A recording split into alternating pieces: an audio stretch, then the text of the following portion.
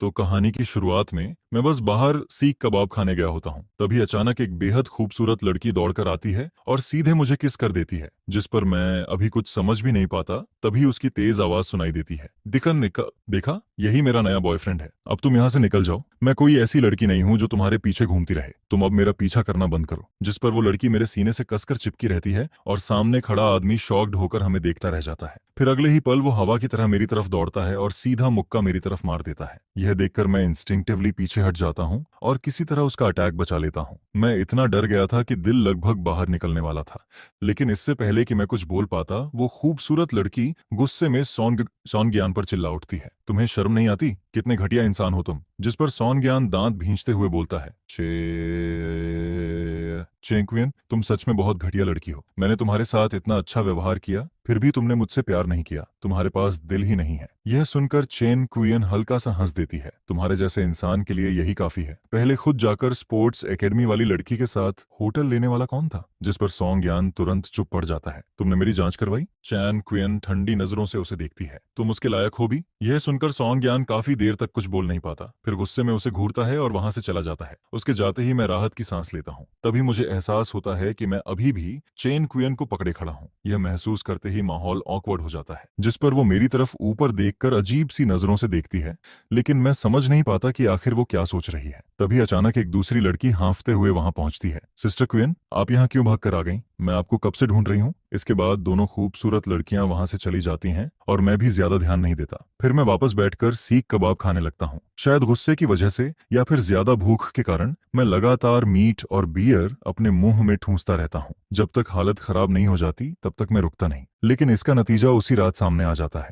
आधी रात को मेरा पेट इतनी बुरी तरह दर्द करने लगता है कि मैं लगभग बेहोश हो जाता हूँ। पूरा शरीर ठंडे पसीने से भीग जाता है। किसी तरह सुबह होने से पहले मैं बेहोशी जैसी हालत में सो जाता हूँ। फिर जब मेरी आंख खुलती है तब पूरा शरीर पसीने से भीगा हुआ होता है, जिस पर मैं थके हुए शरीर के साथ नहाने जाता हूँ और फिर अपने लिए दलिया बनाता हूँ। उसके बाद अकेला टेबल पर बैठकर धीरे धीरे खाने लगता हूँ। पूरा घर डरावनी खामोशी में डूबा रहता है, जहाँ सिर्फ चम्मच के कटोरे से टकराने की आवाज सुनाई देती है। लेकिन जैसे ही मैं खाना खत्म करता हूँ तभी दरवाजा अचानक खुलता है। एक मिडिल एज्ड महिला ऑफिस के कपड़ों में अंदर आती है। उन्हें देखते ही मेरी आंखें चमक उठती हैं। माँ। लेकिन माँ सिर्फ ठंडी नजरों से मेरी तरफ देखती हैं। मैंने तुम्हारे लिए नया स्कूल ढूंढ दिया है, कल से तुम्हारी क्लासेस शुरू हैं। ये इस महीने का खर्चा है। मुझे 1 महीने के लिए विदेश जाना है, पैसे कम पड़े तो कॉल कर लेना। इतना बोलकर वो सीधे ऊपर चली जाती हैं और अपना सामान पैक करने लगती हैं। थोड़ी देर बाद वो बड़ा सा सूटकेस लेकर नीचे उतरती हैं, लेकिन शुरू से आखिर तक उन्होंने मुझे एक बार भी ढंग से नहीं देखा। जिस पर मैं बस धीरे से बोलता हूँ, माँ, रास्ते में ध्यान रखना। लेकिन जवाब में सिर्फ सन्नाटा मिलता है। टेबल पर रखा एडमिशन लेटर और ठंडी नकदी ही माँ के प्यार की आखिरी निशानी बनकर रह जाती है। उसी समय सिटी यूनिवर्सिटी के रेस ट्रैक पर इंजनों की जोरदार आवाज गूंज रही होती है और वहां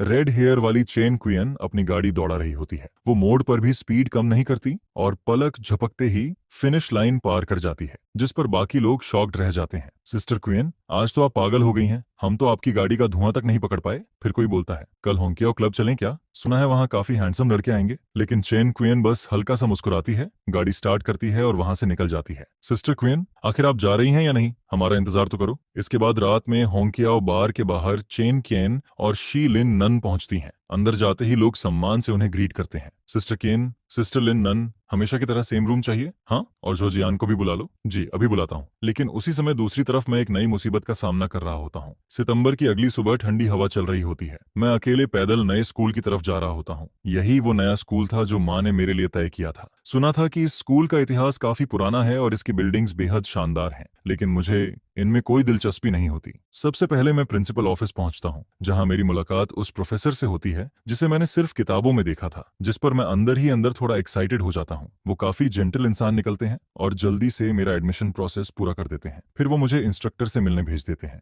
मैं ऑफिस का दरवाजा खोलकर अंदर जाता हूं, जहां एक बेहद स्ट्रिक्ट महिला बैठी होती है। वो मेरा रिपोर्ट कार्ड उठाती है, एक नजर देखती है और फिर उसे साइड में फेंक देती है। मुझे फर्क नहीं पड़ता कि तुम पहले किस छोटे से स्कूल में पढ़ती थी या वहां कितनी टॉपर थी, लेकिन इस जगह में आते ही सब जीरो से शुरू होता है। जिस पर उसकी आवाज तिरस्कार से भरी होती है। हो सकता है पहले तुम क्लास टॉपर रही हो, लेकिन यहाँ आकर शायद तुम टॉप 100 में भी जगह न बना पाओ। इसके बाद वो मुझे एक फॉर्म देती है। यह यूनिफॉर्म लेने का पेपर है। क्लासेस खत्म होने के बाद स्टूडेंट काउंसिल के वेयर हाउस से जाकर ले लेना। मैं वह पेपर हाथ में पकड़ता हूँ और सोचता हूँ कि शायद अब मेरी जिंदगी बदलने वाली है। लेकिन उसी समय होंकियाओ क्लब में चेन केन की तरफ एक अलग ही ड्रामा चल रहा होता है। प्राइवेट रूम के अंदर कोई पूछता है, सिस्टर केन आज घर जाएंगी या ऊपर ही रुकेंगी? 21 साल की चेन कुयन धीरे से आंखें खोलती है और सिर्फ एक शब्द बोलती है, घर। लेकिन तभी दरवाजा जोर से खुलता है। अरे ये तो हमारी मिस कुयन है, आज यहाँ आने की वजह क्या है? मुझसे मिलने आई हो क्या? यह बोलते हुए जाओ जियान सीधे उसके बगल में बैठ जाता है और मुस्कुराते हुए उसे देखने लगता है। लेकिन चेन कुयन बस ठंडी नजरों से उसे देखती है और फिर आंखें बंद कर लेती है। यह देखकर शियलिन नान जल्दी से झो जियान के पास जाकर बोलती है, ब्रोदर जियान, जल्दी उन लड़कों को बुलाओ जिन्हें सिस्टर कियन पसंद करती हैं। आज उनका मूड बहुत खराब है। जिस पर झो जियान पहली बार ध्यान से चेन कियन को देखने लगता है। फिर वो इंस्टिंक्टिवली उसका सिर छूने की कोशिश करता है, लेकिन चेन कियन जैसे पहले से समझ गई हो, तुरंत सिर हटाकर उसका हाथ अवॉइड कर देती है। उसके चेहरे पर साफ नाराजगी दिखाई देती है। मैं जा रही हूँ, इतना बोलकर वो तुरंत वहां से निकल जाती है, जिस पर शियलिन नान भी उसके पीछे भागती है।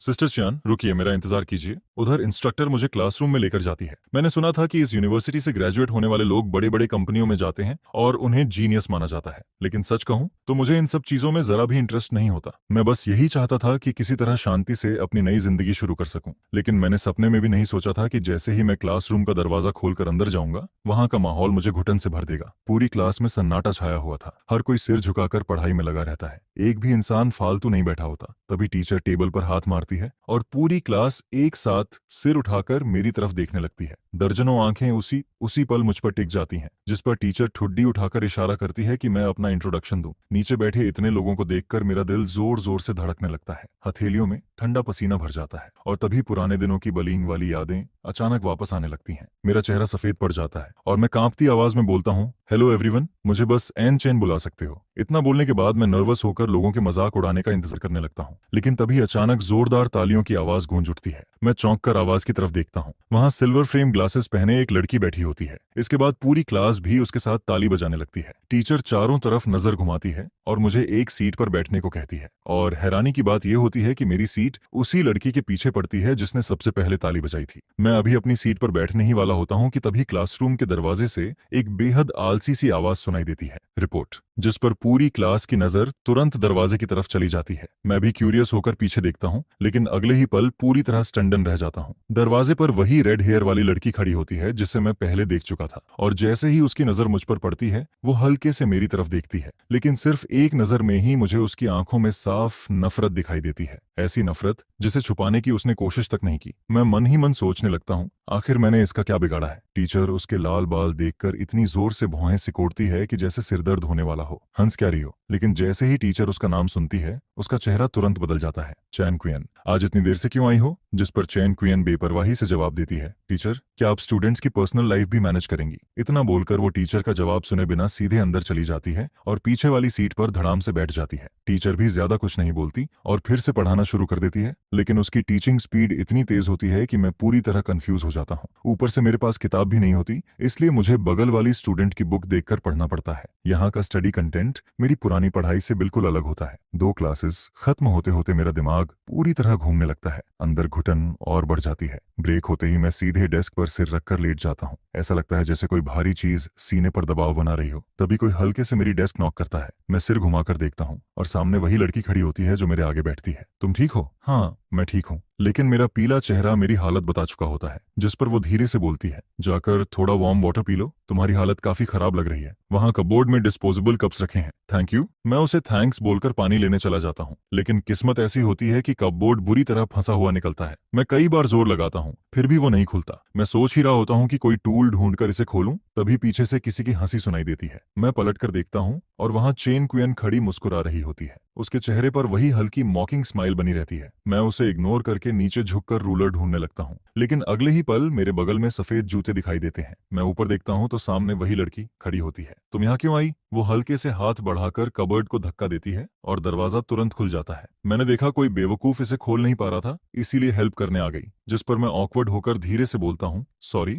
लेकिन तभी पीछे से चेन कुयन की आवाज सुनाई देती है। मैं कहूँ, तुम दोनों मेरे सामने यूं चिपक चिपक कर खड़े रहना बंद कर सकते हो? आंखों में चुभ रहा है। यह सुनकर सामने वाली लड़की हल्का सा भौहें सिकोड़ती है। वहीं चेन कुयन ठंडी मुस्कान के साथ उसे देखती रहती है। तुम मेरी नाम लेने लायक भी हो? दोनों के बीच माहौल अचानक तलवारों जैसा शार्प हो जाता है, लेकिन BNUN कुछ नहीं बोलती, बस ठंडी आवाज में हम्म करती है और वहां से चली जाती है। मैं उसकी जाती हुई बैग को देखता रहता हूँ और पता नहीं क्यों दिल हल्का सा कांप उठता है। तभी तभी पीछे से चेन कुयन की टीजिंग वॉइस सुनाई देती है। क्या हुआ, उससे प्यार हो गया क्या? कहीं तुम्हें वो ग्रीन टी गर्ल पसंद तो नहीं आ गई? यह सुनकर मैं तुरंत नीचे नजर कर लेता हूँ। तभी अचानक उसका चेहरा बेहद करीब आ जाता है। मैं डरकर पीछे हट जाता हूँ। तुम कर क्या रही हो? डरपोक कहीं के। जिस पर वो आंखें सिकोड़ कर धीरे धीरे मेरी तरफ बढ़ने लगती है और मैं लगातार पीछे हटता रहता हूँ। तुम आखिर चाहती क्या हो? चेन कियान मेरी हालत देखकर अचानक कुछ पल के लिए रुक जाती है। उसके चेहरे पर हल्की गिल्ट चमकती है। शायद वो सोच रही होती है कि मैं उससे इतना क्यों डरता हूँ। लेकिन तभी BUNU गुस्से में वापस आ जाती है। चेन कियान, तुम आखिर कर क्या रही हो? जिस पर चेन कुयन पहले उसे देखती है, फिर मेरी तरफ नजर डालती है। उसके चेहरे की हल्की गिल्ट तुरंत गायब हो जाती है और उसकी जगह फिर वही नफरत आ जाती है। इसके बाद वो सीधा अपनी सीट पर जाकर बैठ जाती है और फोन चलाने लगती है। एन चेन, तुम ठीक हो ना? हाँ, मैं ठीक हूँ, चिंता मत करो। स्कूल खत्म होने के बाद पूरी क्लास खाली हो जाती है। सिर्फ मैं अकेला अंदर बैठा रहता हूँ। मैं खिड़की के बाहर लगे मैग्नोलिया ट्री को देखता रहता हूँ और दिमाग में एक ही सवाल घूमता रहता है, मैं इतना डर क्यों रहा हूँ? इसके बाद मैं अपना सामान उठाता हूँ और क्लासरूम से बाहर निकल जाता हूँ। शाम का सूरज पूरे आसमान को लाल रंग में रंग चुका होता है। यह देखकर मैं खुद को रोक नहीं पाता और फोन निकालकर फोटो लेने लगता हूँ। लेकिन जैसे ही मैं फोटो क्लिक करके फोन नीचे करता हूँ, तभी अचानक फ्रेम में एक रेड हेयर वाली लड़की दिखाई देती है। वो जैसे मेरी नजर महसूस कर लेती है और मैं घबराहट में गलती से फिर से फोटो क्लिक कर देता हूँ। इससे पहले कि मैं उसे डिलीट करूं, जल्दी से स्क्रीन बंद करके फोन बैग में डाल देता हूँ। लेकिन जब मैं दोबारा वहां देखता हूँ तब वहां कोई नहीं होता। उसका साया तक गायब हो चुका होता है। मैं कंफ्यूज्ड होकर सोचता हूँ, क्या मुझे हेलुसिनेशन हुआ था? तभी पीछे से एक फेमिलियर वॉइस सुनाई देती है। क्या देख रहे हो? मैं झटके से पीछे मुड़ता हूँ और सामने चेन कुयन खड़ी मुस्कुरा रही होती है। क्या हुआ, मुझे ढूंढ रहे थे? फिर वो अचानक शक भरी नजरों से पूछती है, अभी तुमने मेरी फोटो सीक्रेटली ली ना? मैं तुरंत घबरा जाता हूँ। नहीं, मैंने तुम्हारी फोटो नहीं ली, तुम खुद मेरे कैमरा में आ गई थी। लेकिन यह बात मैं सिर्फ मन में ही चिल्ला पाता हूँ। चेन कुयन ठंडी आवाज में बोलती है, फोन दो। जिस पर मेरा दिल धक से रह जाता है। फिर मैं मजबूरी में फोन उसे दे देता हूँ। वो गैलरी खोलती है और सबसे ऊपर वाली फोटो देखने लगती है, फिर हल्का सा मुस्कुराती है। मुझे पता था तुम भी मेरे चांद में फंस चुके हो, सही कहा ना? मैं पूरी तरह स्पीचलेस हो जाता हूँ। लेकिन तभी वो अगली फोटो स्वाइप करने लगती है। वहां सिर्फ सीनरी की तस्वीरें होती हैं। चेन कुयन तुरंत इंटरेस्ट खो देती है और तेजी से फोटोज स्क्रॉल करने लगती है। लेकिन अचानक एक फोटो देखकर उसका हाथ रुक जाता है। उस फोटो में मेरे शरीर की तस्वीर होती है। हाथ, जांघें, पेट, गाल और कंधे, हर जगह चोटों के नीले निशान, सूजन और खून के दाग दिखाई दे रहे होते हैं। तस्वीर बेहद डरावनी लग रही होती है। चैन कुयन कुछ सेकंड तक चुप होकर उसे देखती रहती है। फिर अचानक मैं झपट कर फोन उसके हाथ से छीन लेता हूँ और पूरी ताकत से वहां से भाग जाता हूँ। मैं ऐसे भाग रहा होता हूँ जैसे पीछे कोई भूत पड़ा हो, जिस पर चेन कियन वहीं खड़ी रह जाती है। उसके दिमाग में सिर्फ वही तस्वीर घूमती रहती है। वो अनजाने में अपने कॉलर बोन के पास बने टैटू को छूती है। इसके बाद चेन कियन दरवाजा खोलकर अंदर जाती है और तभी उसे कमरे के अंदर से जोरदार हंसी की आवाजें सुनाई देती हैं। बेटी वापस आ गई, आओ खाना खा लो। जिस पर चेन कुयन बस ठंडी नजरों से सामने बैठे BUINUY और मैडम चेन को देखती है, जो माँ बेटी के प्यार का ड्रामा कर रहे होते हैं। फिर वो आलस से चलती हुई डाइनिंग टेबल तक आती है, कुर्सी खींचकर बैठ जाती है और पैर क्रॉस करके आराम से पीछे टिक जाती है। इसके बाद वो हल्की मुस्कान के साथ चेन हुई को छेड़ते हुए बोलती है, ओल्ड मैन चेन, आज का खाना तो ठीक लग रहा है, मेरे साथ एक ड्रिंक लोगे क्या? यह सुनते ही चेन हुई भौहें सिकोड़ लेता है। तुम यूनिवर्सिटी स्टूडेंट हो, हर वक्त शराब पीने की बात करती रहती हो, जरा भी तमीज नहीं है क्या?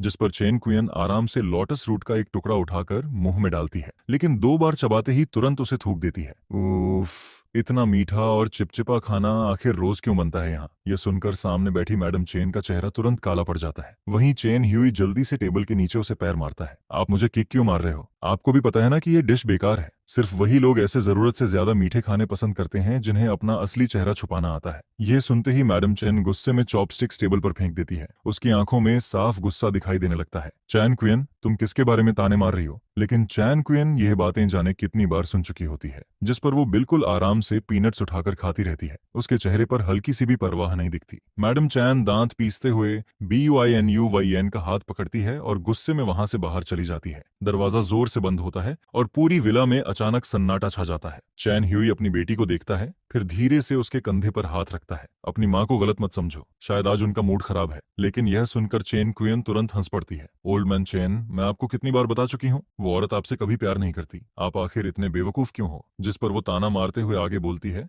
हर दिन उसके पीछे पप्पी की तरह घूमते रहते हो, उसकी केयर करते रहते हो, और बदले में क्या मिलता है? वो आपको सीधा देखना तक पसंद नहीं करती, अंदर ही अंदर आपको हमेशा नीचा समझती है। यह सुनकर चेन ह्यूई का चेहरा गुस्से से लाल पड़ जाता है। चेन कियन, अपनी जुबान संभाल कर बात करो, मैं तुम्हारा बाप हूँ। लेकिन चेन कियन बिना डरे उसकी आंखों में देखती रहती है। मैंने गलत क्या कहा? आखिर उस औरत में ऐसा क्या खास है जिसके लिए आप अपनी जान तक लगाने को तैयार रहते हो। इसके बाद उसकी आवाज और ठंडी हो जाती है। जब वो बाहर किसी दूसरे आदमी के साथ मजे कर रही थी तब आप क्या कर रहे थे? आप बिजनेस डील्स के लिए शराब पीते पीते पेट खराब कर बैठे थे, बिल्कुल किसी आवारा कुत्ते की तरह हालत बना ली थी अपनी। और वो हॉस्पिटल में किसी दूसरे आदमी के बच्चे को जन्म दे रही थी। लेकिन जैसे ही वो अपनी बात खत्म करती है तभी एक जोरदार थप्पड़ की आवाज गूंज उठती है। चेन ह्यूई गुस्से से कांप रहा होता है, उसका हाथ हवा में उठा रहता है, लेकिन आखिर तक वो अपनी बेटी को मार नहीं पाता। जिस पर चेन कियन उसकी तरफ देखकर ठंडी हंसी हंसती है और वहां से मुड़कर चली जाती है। पीछे चेन ह्यूई वहीं खड़ा रह जाता है, सीने पर हाथ रखकर भारी सांसें लेने लगता है। इसके बाद शाम के समय सिटी पार्क में शी लिन नन पेट पकड़कर जमीन पर बैठी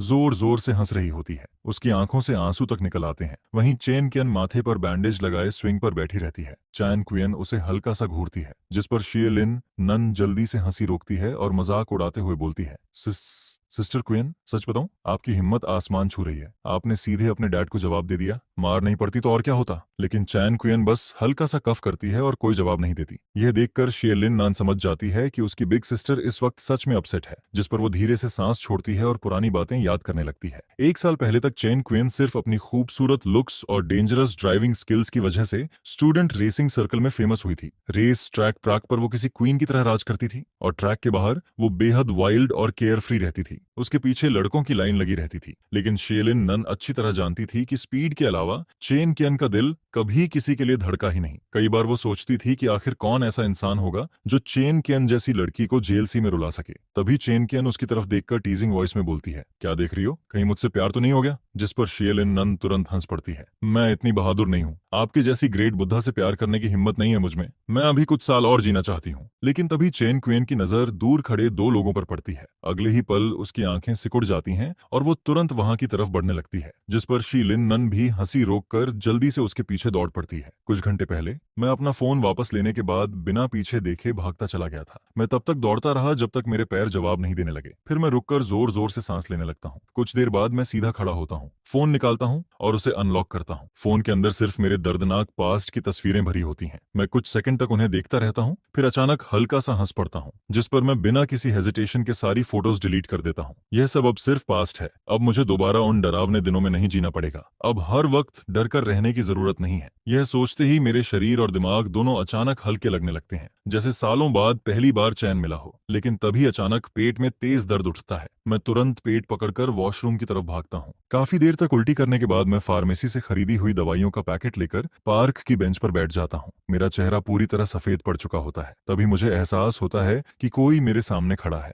अनचेन, तुम यहाँ क्या कर रहे हो? मैं सिर उठाकर देखता हूँ। सामने BUINUHUYN खड़ी होती है। वो मेरी हालत देखकर तुरंत परेशान हो जाती है। तुम्हें क्या हुआ? तुम्हारा चेहरा इतना खराब क्यों लग रहा है? बस पुरानी बीमारी फिर से शुरू हो गई है, कुछ सीरियस नहीं है, तुम चिंता मत करो। लेकिन BUINUHUN फिर भी वरीड होकर मुझे देखती रहती है। सच में ठीक हो? मैं उसकी खूबसूरत आंखों को देखकर धीरे से सिर हिला देता हूँ। तो चलो, मैं तुम्हें घर छोड़ देती हूँ। इसके बाद वो पीछे मुड़कर बोलती है, मॉम, मैं अपने क्लासमेट को घर छोड़कर आती हूँ, उसकी तबीयत ठीक नहीं है। जिस पर मैडम चेन ठंडी नजरों से मुझे ऊपर से नीचे तक देखती है। उसकी आंखों में साफ नापसंदगी दिखाई देती है, लेकिन फिर भी वो मजबूरी में सिर हिला देती है। मैं BUINUYEN के इस अचानक कंसर्न को देखकर ऑकवर्ड फील करने लगता हूँ। असल में तुम्हें इतनी तकलीफ लेने की जरूरत नहीं है, मैं खुद चला जाऊंगा। लेकिन वो हल्के से मुस्कुराती है, चलो ना, रास्ता सेम ही है। वैसे भी मैं तुमसे थोड़ी बात करना चाहती हूँ। मैं चलते चलते उसके साइड फेस को देखता हूँ और अचानक मेरे दिमाग में किसी पुराने इंसान की याद चमक जाती है। मैं कुछ बोलना चाहता हूँ लेकिन रुक जाता हूँ, जिस पर बुई न्यूयन धीरे से बोलती है, अगर कुछ पूछना है तो पूछ लो। मैं कुछ सेकंड रुकता हूँ, फिर हिचकिचाते हुए पूछता हूँ, क्या तुम शाओसू हो? यह सुनते ही बुई न्यूयन रुक जाती है, फिर धीरे से मेरी तरफ देखती है और उसकी आंखों के कोने अचानक लाल हो जाते हैं। वो एक दर्द भरी स्माइल देती है और फिर धीरे से मेरा सिर सहलाने लगती है। भाई ट्रान, आखिरकार तुमने मुझे पहचान ही लिया। जिस पर मैं कांपती आवाज में कहता हूँ, सच में तुम ही हो? तुम सच में टियो तो हो? यह कहते वक्त मेरी आवाज भर्रा जाती है और फिर मैं गुस्से और शिकायत भरे लहजे में पूछता हूँ, तुमने मुझे पहले क्यों नहीं पहचाना? मेरे लिए माँ बाप के अलावा अगर बचपन में कोई एक इंसान था जिसे मैं अपना रियल फ्रेंड कह सकता था तो वो सिर्फ BUINUYN थी। हालांकि उस वक्त उसका नाम BUINUYN नहीं बल्कि TONUYN था। पहले जब भी मुझे कोई बली करता था तो वही मेरे लिए खड़ी हो जाती थी और फिर मुझे घर तक छोड़ने भी आती थी, जिसके बाद हम दोनों हर वक्त साथ रहने लगते हैं। साथ स्कूल जाना, साथ वापस आना और फिर वो बदमाश बच्चे जो मुझे परेशान करते थे, वो तो न्यू येन को भी अपने टारगेट में शामिल कर लेते हैं। लेकिन दिखने में भले ही वो दुबली पतली थी, लड़ाई करने में बिल्कुल खतरनाक थी। कई बार उन लड़कों की धुनाई करने के बाद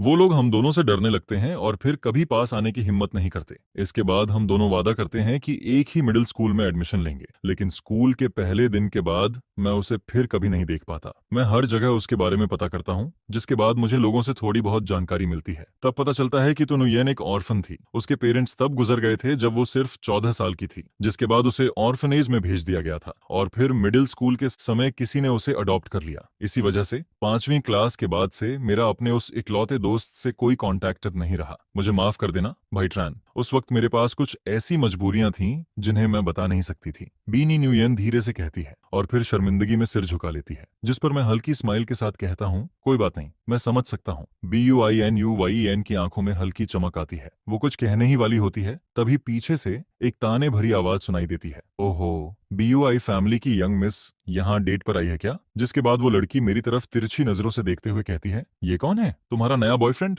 बड़ा अजीब सा लग रहा है, चलो यहाँ से। BUINUYN उन्हें पूरी तरह इग्नोर करती है और फिर मुझे इशारे से साथ चलने को कहती है, लेकिन तभी पीछे से फिर आवाज आती है,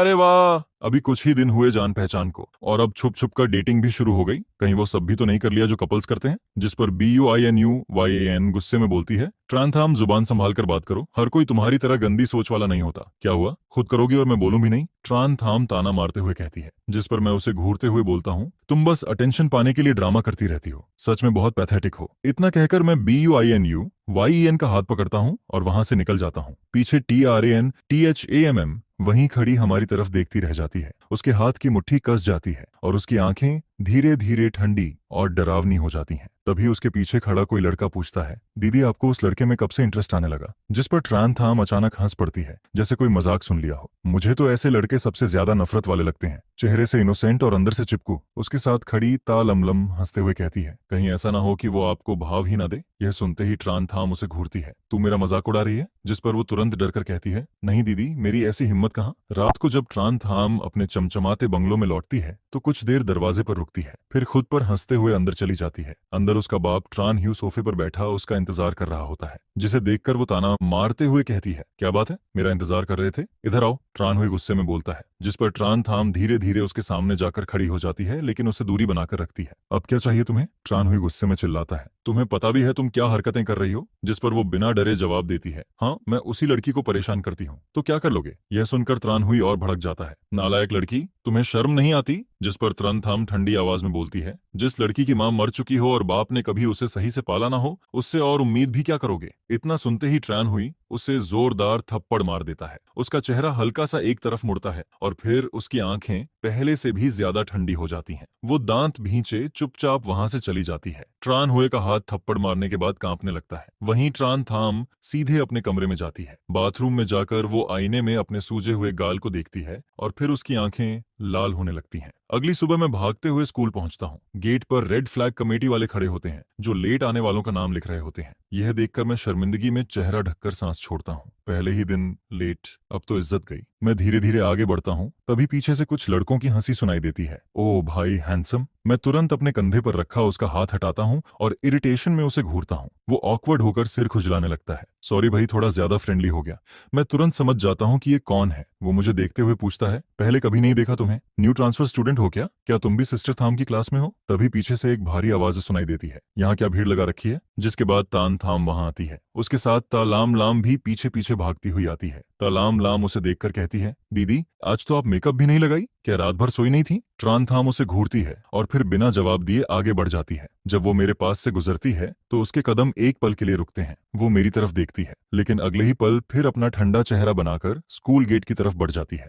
गेट पर रेड फ्लैग टीम हमारे रास्ते में हाथ फैलाकर खड़ी हो जाती है। उनमें से एक लड़की अकड़ में बोलती है, लेट आने वालों को अंदर जाने की परमिशन नहीं है। जिस पर ट्रान थाम धीरे से अपनी नजर उठाती है और सीधा उसकी आंखों में देखने लगती है। वो लड़की डर से कांप जाती है। उसके पास खड़ा दूसरा मेंबर तुरंत धीरे से कहता है, अरे पागल है क्या, उसे जाने दे। ट्रान थाम इस स्कूल की सबसे अनअचेबल स्टूडेंट है, पढ़ाई में टॉप, ऊपर से पावरफुल फैमिली, प्रिंसिपल तक उससे डरता है। ज्यादा हीरो बनने की जरूरत नहीं है। यह सुनते ही वो लड़की डर जाती है और तुरंत रास्ता छोड़ देती है, जिस पर ट्रान थाम हल्की सी स्मर्क देती है और फिर अपनी ठंडी नजरें वापस खींच लेती है। वो मुड़कर तालाम लाम को बुलाने ही वाली होती है, लेकिन तभी उसकी नजर सीधे उस लड़की पर पड़ती है जो मेरे पास ऐसे चिपकी खड़ी होती है जैसे कोई पप्पी खाने की चीज मांग रहा हो। ऊपर से उसके हाथ में मेरा मिल्क बॉक्स भी होता है। असल में मैं थोड़ी देर पहले एक कोने में चुपचाप खड़ा था, तभी मुझे ता लम लम के पेट से भूख की आवाज आती सुनाई देती है, जिस पर मैं बिना कुछ सोचे अपना बचा हुआ गर्म मिल्क बॉक्स उसकी तरफ बढ़ा देता हूँ। पीना है तो पी लो। यह सुनते ही वो खुशी खुशी स्ट्रॉ लगाने लगती है, लेकिन तभी अचानक कोई उसका मिल्क बॉक्स झटके से छीन लेता है।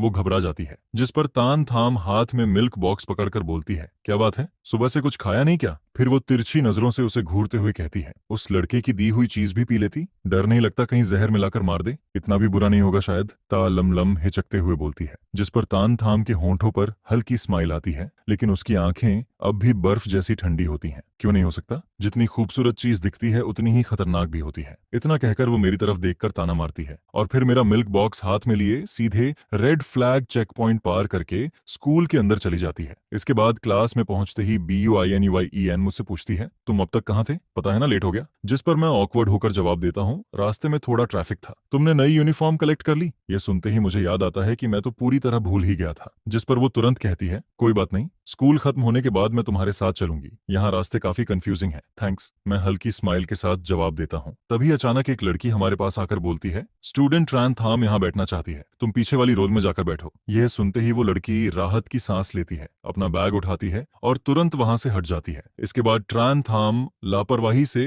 अपना बैग डेस्क में ठूंसती है और फिर मेरी तरफ देखकर बोलती है, क्या घूरे जा रहे हो ऐसे, कहीं मुझसे प्यार व्यार तो नहीं हो गया? जिस पर मैं ठंडी आवाज में कहता हूँ, मैं बस तुम्हें वार्निंग दे रहा हूँ, BUINUYEN से थोड़ा दूर रहा करो, वो उतनी अच्छी नहीं है जितनी दिखती है, बस करो TRANTHAMM। मैं उसे घूरते हुए बोलता हूँ, मैं किससे बात करूं या ना करूं, उससे तुम्हें क्या प्रॉब्लम है? BUINUYEN भी कुछ बोलने ही वाली होती है, तभी टीचर अचानक डेस्क पर जोर से हाथ मारते हैं। तुम लोग खुद को बहुत बड़ा जीनियस समझते हो क्या? क्लास के बीच में लगातार बातें किए जा रहे हो। जिस पर तुरंत हम हल्की सी इरिटेटिंग स्माइल देकर बोलती है, सॉरी टीचर, आप कंटिन्यू कीजिए। लंच ब्रेक होते ही BUINUHUAN तुरंत मेरे पास आती है, चलो मैं तुम्हें यूनिफॉर्म लेने ले चलती हूँ। जिस पर मैं ओबीडियंट बच्चे की तरह सिर हिलाकर उसके पीछे चल देता हूँ। पीछे TRANTHAMMCHAIR पर पैर चढ़ाकर बैठी होती है। वो चुपचाप हमें देखती रहती है और उसकी उंगलियां लगातार डेस्क पर टैप करती रहती हैं। ऐसा लग रहा होता है जैसे वो मन ही मन कुछ सोच रही हो। यूनिफॉर्म लेने के बाद हम दोनों कैंटीन की तरफ चले जाते हैं। रास्ते भर हर कोई हमें घूरता रहता है। आखिर BUINUHUEN पूरे स्कूल की फेमस टॉप स्टूडेंट थी। हमेशा अकेली रहने वाली लड़की के साथ अचानक मैं जैसा अननोन लड़का घूम रहा था, तो सबकी क्यूरियोसिटी बढ़ना तय था। ओए, वो नया लड़का और BUINUYEN साथ में काफी अच्छे लग रहे हैं, है ना? कुछ स्टूडेंट्स आपस में फुसफुसाते हैं। वहीं दूसरी तरफ टोंग येन चुपचाप हमारी तरफ देखता है और फिर सिर झुकाकर अपना खाना खाने लगता है। उसके दोस्त हंसते हुए बोलते हैं, इतना एटीट्यूड किस बात का? खाना खत्म करने के बाद टोंग येन अपनी यूनिफॉर्म ठीक करता है, चेहरे पर जेंटल स्माइल आता है और फिर हमारे पास आकर खड़ा हो जाता है। नुयन, ये कौन है? पहले कभी नहीं देखा। जिस पर मैं पॉलिटली जवाब देता हूँ, हेलो, मैं एन ट्रैन हूँ, आज ही ट्रांसफर होकर आया हूँ। मैं टोंग येन हूँ। वो मुस्कुराते हुए हाथ बढ़ाता है। इसके बाद हम तीनों साथ बाहर निकलते हैं, लेकिन अब लोगों की नजरें और भी ज्यादा हम पर टिकने लगती हैं। आखिर टोंग येन और BNUN दोनों पूरे ग्रेड के टॉप स्टूडेंट्स थे। लुक्स, टैलेंट और पॉपुलैरिटी दोनों किसी परफेक्ट कपल जैसे लगते थे। चलते चलते टोंग येन लगातार BUINUYEN से बातें करता रहता है। इस बार फ्रेशमैन वेलकम पार्टी में भी हम दोनों MC बनेंगे ना? लेकिन BUINUYEN का ध्यान कहीं और होता है। जिस पर टोंग येन धीरे से अपनी मुट्ठी भींचता है, फिर जबरदस्ती स्माइल देकर पूछता है, तुम सुन भी रही हो मैं क्या कह रहा हूँ? तुमने कुछ कहा? BUINUYEN कंफ्यूज्ड होकर पूछती है। टोंग येन कुछ बोलने ही वाला होता है, तभी अचानक टोंग वॉच गुस्से में मेरे सामने आकर खड़ी हो जाती है। सुबह स्कूल गेट पर तुम सिस्टर थम के साथ चिपक रहे थे और अब यहाँ BUINUYEN को फंसा रहे हो? आखिर चाहता क्या है तू? जिस पर BUINUHUEN तुरंत ठंडी आवाज में बोलती है, जुबान संभाल कर बात करो। TONGNOC फिर भी नहीं रुकती। अगर यहाँ किसी को तुम्हारी जरूरत नहीं है तो तुम लोग निकल क्यों नहीं जाते? ये सुनते ही BUINUHUEN मेरी तरफ देखती है और आंखों से इशारा करती है। मैं तुरंत उसके पीछे मुड़ता हूँ और फिर हम दोनों वहां से सीधे निकल जाते हैं। नुये, मेरा मतलब वो नहीं था। पीछे से तोंग ये आवाज देता है, लेकिन तभी तोंग नगोक उसका हाथ पकड़ लेती है। भैया, आपने देखा ना वो लड़का कितना बदतमीज है? और BUINO ये भी अब अजीब लोगों के साथ घूम रही है। लेकिन तोंग चोंग येन उसकी बात सुन ही नहीं रहा होता। वो बस दूर जाते हुए बीनी यूएन को देखता रहता है। उसके दिल में एक अजीब बेचैनी उठती है। इतने सालों में पहली बार उसने बीनी यूएन को किसी लड़के की तरफदारी करते देखा था। क्या सच में उसे एन ट्रान पसंद आने लगा है? जिस पर मैं अंदर ही अंदर सोचने लगता हूँ, आखिर हर नई जगह पर मैं लोगों की आंखों में कांटा क्यों बन जाता हूँ? इतने साल गुजर गए, लेकिन मैं अब भी वही अनवांटेड इंसान हूँ जिससे हर कोई नफरत करता है। क्या हुआ? तभी BUINUYN मेरी तरफ देखकर पूछती है, फिर से कुछ परेशान कर रहा है क्या?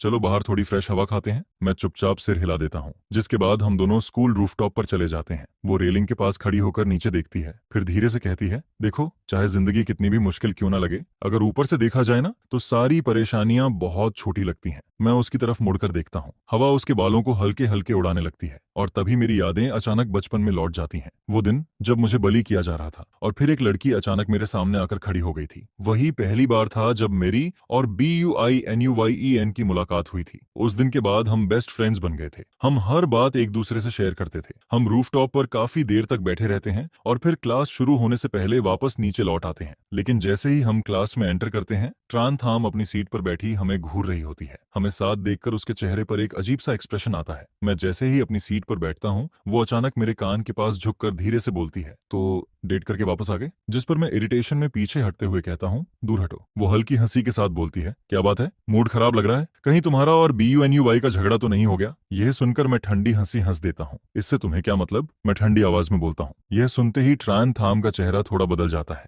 वो धीरे धीरे वापस अपनी सीट पर बैठ जाती है। इसके बाद स्कूल खत्म होता है और क्लास साफ करते करते मैं सबसे आखिर में निकलता हूँ। लेकिन स्कूल गेट से थोड़ी दूर जाते ही अचानक कुछ गुंडे जैसे दिखने वाले लड़के मेरा रास्ता रोक लेते हैं। यह देखकर मेरा दिल जोर जोर से धड़कने लगता है। मैं खुद को काम दिखाने की कोशिश करता हूँ और साइड से निकलने लगता हूँ, लेकिन वो लोग साफ तौर पर मुझे ही टारगेट कर रहे होते हैं। अगले ही पल वो मुझे धक्का देकर एक अंधेरी गली में ले जाते हैं। तुम लोग कौन हो, क्या चाहिए? मैं नर्वस होकर पूछता हूँ, जिस पर उनमें से एक लड़का हंसते हुए बोलता है, कुछ नहीं, बस तुझे थोड़ा सबक सिखाना है। दूसरों की औरतों पर नजर डालने की आदत ना बहुत खराब होती है। तभी अचानक पीछे से एक लड़की की आवाज सुनाई देती है, यहाँ क्या चल रहा है? हम सब मुड़कर देखते हैं, जहां ट्रान थाम एक कंधे पर बैग लटकाए खड़ी होती है। उसकी ब्लैक जैकेट ऊपर तक जिप होती है और उसका आधा चेहरा कॉलर में छिपा होता है। हाँ, काफी समय बाद दिखी मिस ट्रान। उनमें से एक गुंडा हंसते हुए बोलता है, कुछ खास नहीं, बस इस नासमझ बच्चे को रूल से सिखा रहे हैं। मैं चुपचाप उन्हें देखता रहता हूँ। मन में एक सवाल उठता है, कहीं ये सब ट्रान थाम ने तो नहीं करवाया, सिर्फ इसलिए क्योंकि मैंने दिन में उससे बहस की थी? तभी वो गुंडा फिर बोलता है, देखिए मिस ट्रान, हम तो बस पैसे लेकर काम करते हैं, आप इसे इग्नोर कर दीजिए। कभी टाइम मिला तो साथ में ड्रिंक पर चलते हैं। इसके बाद ट्रान थाम मेरी तरफ देखकर कैजुअल आवाज में बोलती है, चिंता मत करो, मेरा और इस लड़के का कोई खास रिलेशन नहीं है, ना दोस्ती ना दुश्मनी। मैं बेवजह क्यों बीच में पड़ूं? तुम लोग कंटिन्यू करो। यह सुनते ही मेरा दिल बैठ जाता है। अंदर एक अजीब सी कसक उठती है। अब क्या होगा? तभी वो अचानक मेरी तरफ देखकर हंसती है, तुम्हारा चेहरा देखकर लग रहा है आज तो तुम सच में गए काम से। मैं मजबूरी में उसकी तरफ देखता हूँ, तुम मेरी मदद नहीं करोगी? जिस पर वो धीरे धीरे मुस्कुराती है। अंधेरी गली में उसकी आंखें चमकने लगती हैं। मदद तो कर सकती हूँ, लेकिन पहले तुम्हें मेरी एक कंडीशन माननी पड़ेगी। मैं बिना सोचे तुरंत बोल देता हूँ, ठीक है, मैं मानता हूँ। यह सुनते ही ट्रान थाम गली से बाहर निकलती है, लेकिन अगले ही पल उसके कदम रुक जाते हैं। उसके होंठों पर हल्की स्माइल आती है। वो अपना बैग नीचे फेंकती है, जैकेट उतारती है और फिर वापस गली में मुड़ जाती है। कुछ ही मिनटों बाद पूरी गली चीखों से गूंजने लगती है। मैं दीवार पकड़कर खड़ा रहता हूँ और शौक में उसे लड़ते हुए देखता हूँ। उसकी मूवमेंट्स इतनी तेज, सटीक और रूथलेस होती हैं कि मैं दंग रह जाता हूँ। वो हर पंच और हर किक बिना रुके मारती चली जाती है। तभी अचानक एक ब्लंड बालों वाला लड़का पॉकेट से डैगर निकालता है और सीधे ट्रान थाम की तरफ झपटता है। यह देखकर मैं तुरंत अपना स्कूल बैग उठाकर उसकी तरफ फेंक देता हूँ। बैग जाकर उसके हाथ से टकराता है और डैगर सिर्फ ट्रान थाम की जैकेट को हल्का सा काटकर निकल जाता है। पागल हो गए हो क्या? जेल जाना है? ट्रान थाम गुस्से में चिल्लाती है। फिर वो मेरी तरफ मुड़कर देखती है। उसकी नजरें इतनी शार्प होती हैं कि मेरा पूरा शरीर इंस्टिंक्टिवली टेंस हो जाता है। वो धीरे धीरे मेरे सामने आती है और पहली बार उसकी आवाज में सॉफ्टनेस सुनाई देती है, तुम ठीक हो ना? कहीं चोट तो नहीं लगी? मैं उसकी बांह पकड़कर उसकी फटी हुई यूनिफॉर्म को देखता हूँ। लड़ाई की वजह से उसके चेहरे पर पसीने की बूंदें चमक रही होती हैं। मैं ठीक हूँ, वो हल्की हंसी के साथ कहती है। देख नहीं रहे, अभी भी परफेक्टली अलाइव हूँ। इसके बाद मैं हम दोनों के बैग्स उठाता हूँ और फिर उसका हाथ पकड़कर वहां से भागने लगता हूँ। हम दोनों उस तंग गली से निकलकर सड़क पर आ जाते हैं। कुछ देर तक हम दोनों चुपचाप साथ चलते रहते हैं। तभी वो अचानक बोलती है, वैसे तुम अपना वादा भूल तो नहीं गए ना? मैं गहरी सांस लेकर पूछता हूँ, बोलो क्या करना होगा? जिस पर वो कंधे उचकाती है, अभी नहीं सोचा, बाद में बताऊंगी, लेकिन अब तुम मुझ पर एक एहसान जरूर रोवे करते हो। इतने में अचानक उसके पेट से जोर की आवाज आती है। अगले ही पल उसका पूरा चेहरा लाल हो जाता है। वो शर्म छुपाने के लिए गुस्से में मुझे घूरती है। क्या घूर रहे हो? कभी किसी को भूखा नहीं देखा क्या? लड़ाई में एनर्जी लगती है। मैं हंसी रोकते हुए कहता हूँ, चलो खाना खाते हैं। लेकिन कई रेस्टोरेंट्स देखने के बाद भी उसे कोई जगह पसंद नहीं आती। तभी वो अचानक पूछती है, तुम कहाँ के हो? जियांगनान साइड, मैं जवाब देता हूँ, जिस पर उसकी आंखें चमक उठती हैं। सच में? तो फिर तुम मेरे लिए जियांगनान स्टाइल खाना बनाओ। मैंने कभी ऑथेंटिक टेस्ट नहीं खाया। मैं कुछ देर सोचता हूँ, फिर सिर हिला देता हूँ। ठीक है, पहले सुपरमार्केट चलते हैं। इसके बाद वो एक्साइटमेंट में शॉपिंग शुरू कर देती है। ये फिश अच्छी लग रही है, वो मीट भी लेना और वेजिटेबल्स भी, सब थोड़ा थोड़ा लेते हैं। जब तक शॉपिंग खत्म होती है, मेरे दोनों हाथ बड़े बड़े बैग से भर चुके होते हैं। हम दोनों मेरे घर पहुंचते हैं। मैं सीधे किचन में जाकर खाना बनाना शुरू कर देता हूँ, जबकि ट्रांथाम ऐसे सोफा पर फैलकर टीवी देखने लगती है जैसे वही घर की मालिक हो। कुछ देर बाद मैं आवाज लगाता हूँ, खाना तैयार है। वो तुरंत सोफा से उठती है और टेबल पर आकर बैठ जाती है। मैं कैजुअली पूछता हूँ, कुछ पीना है? जूस या बियर? नहीं चाहिए,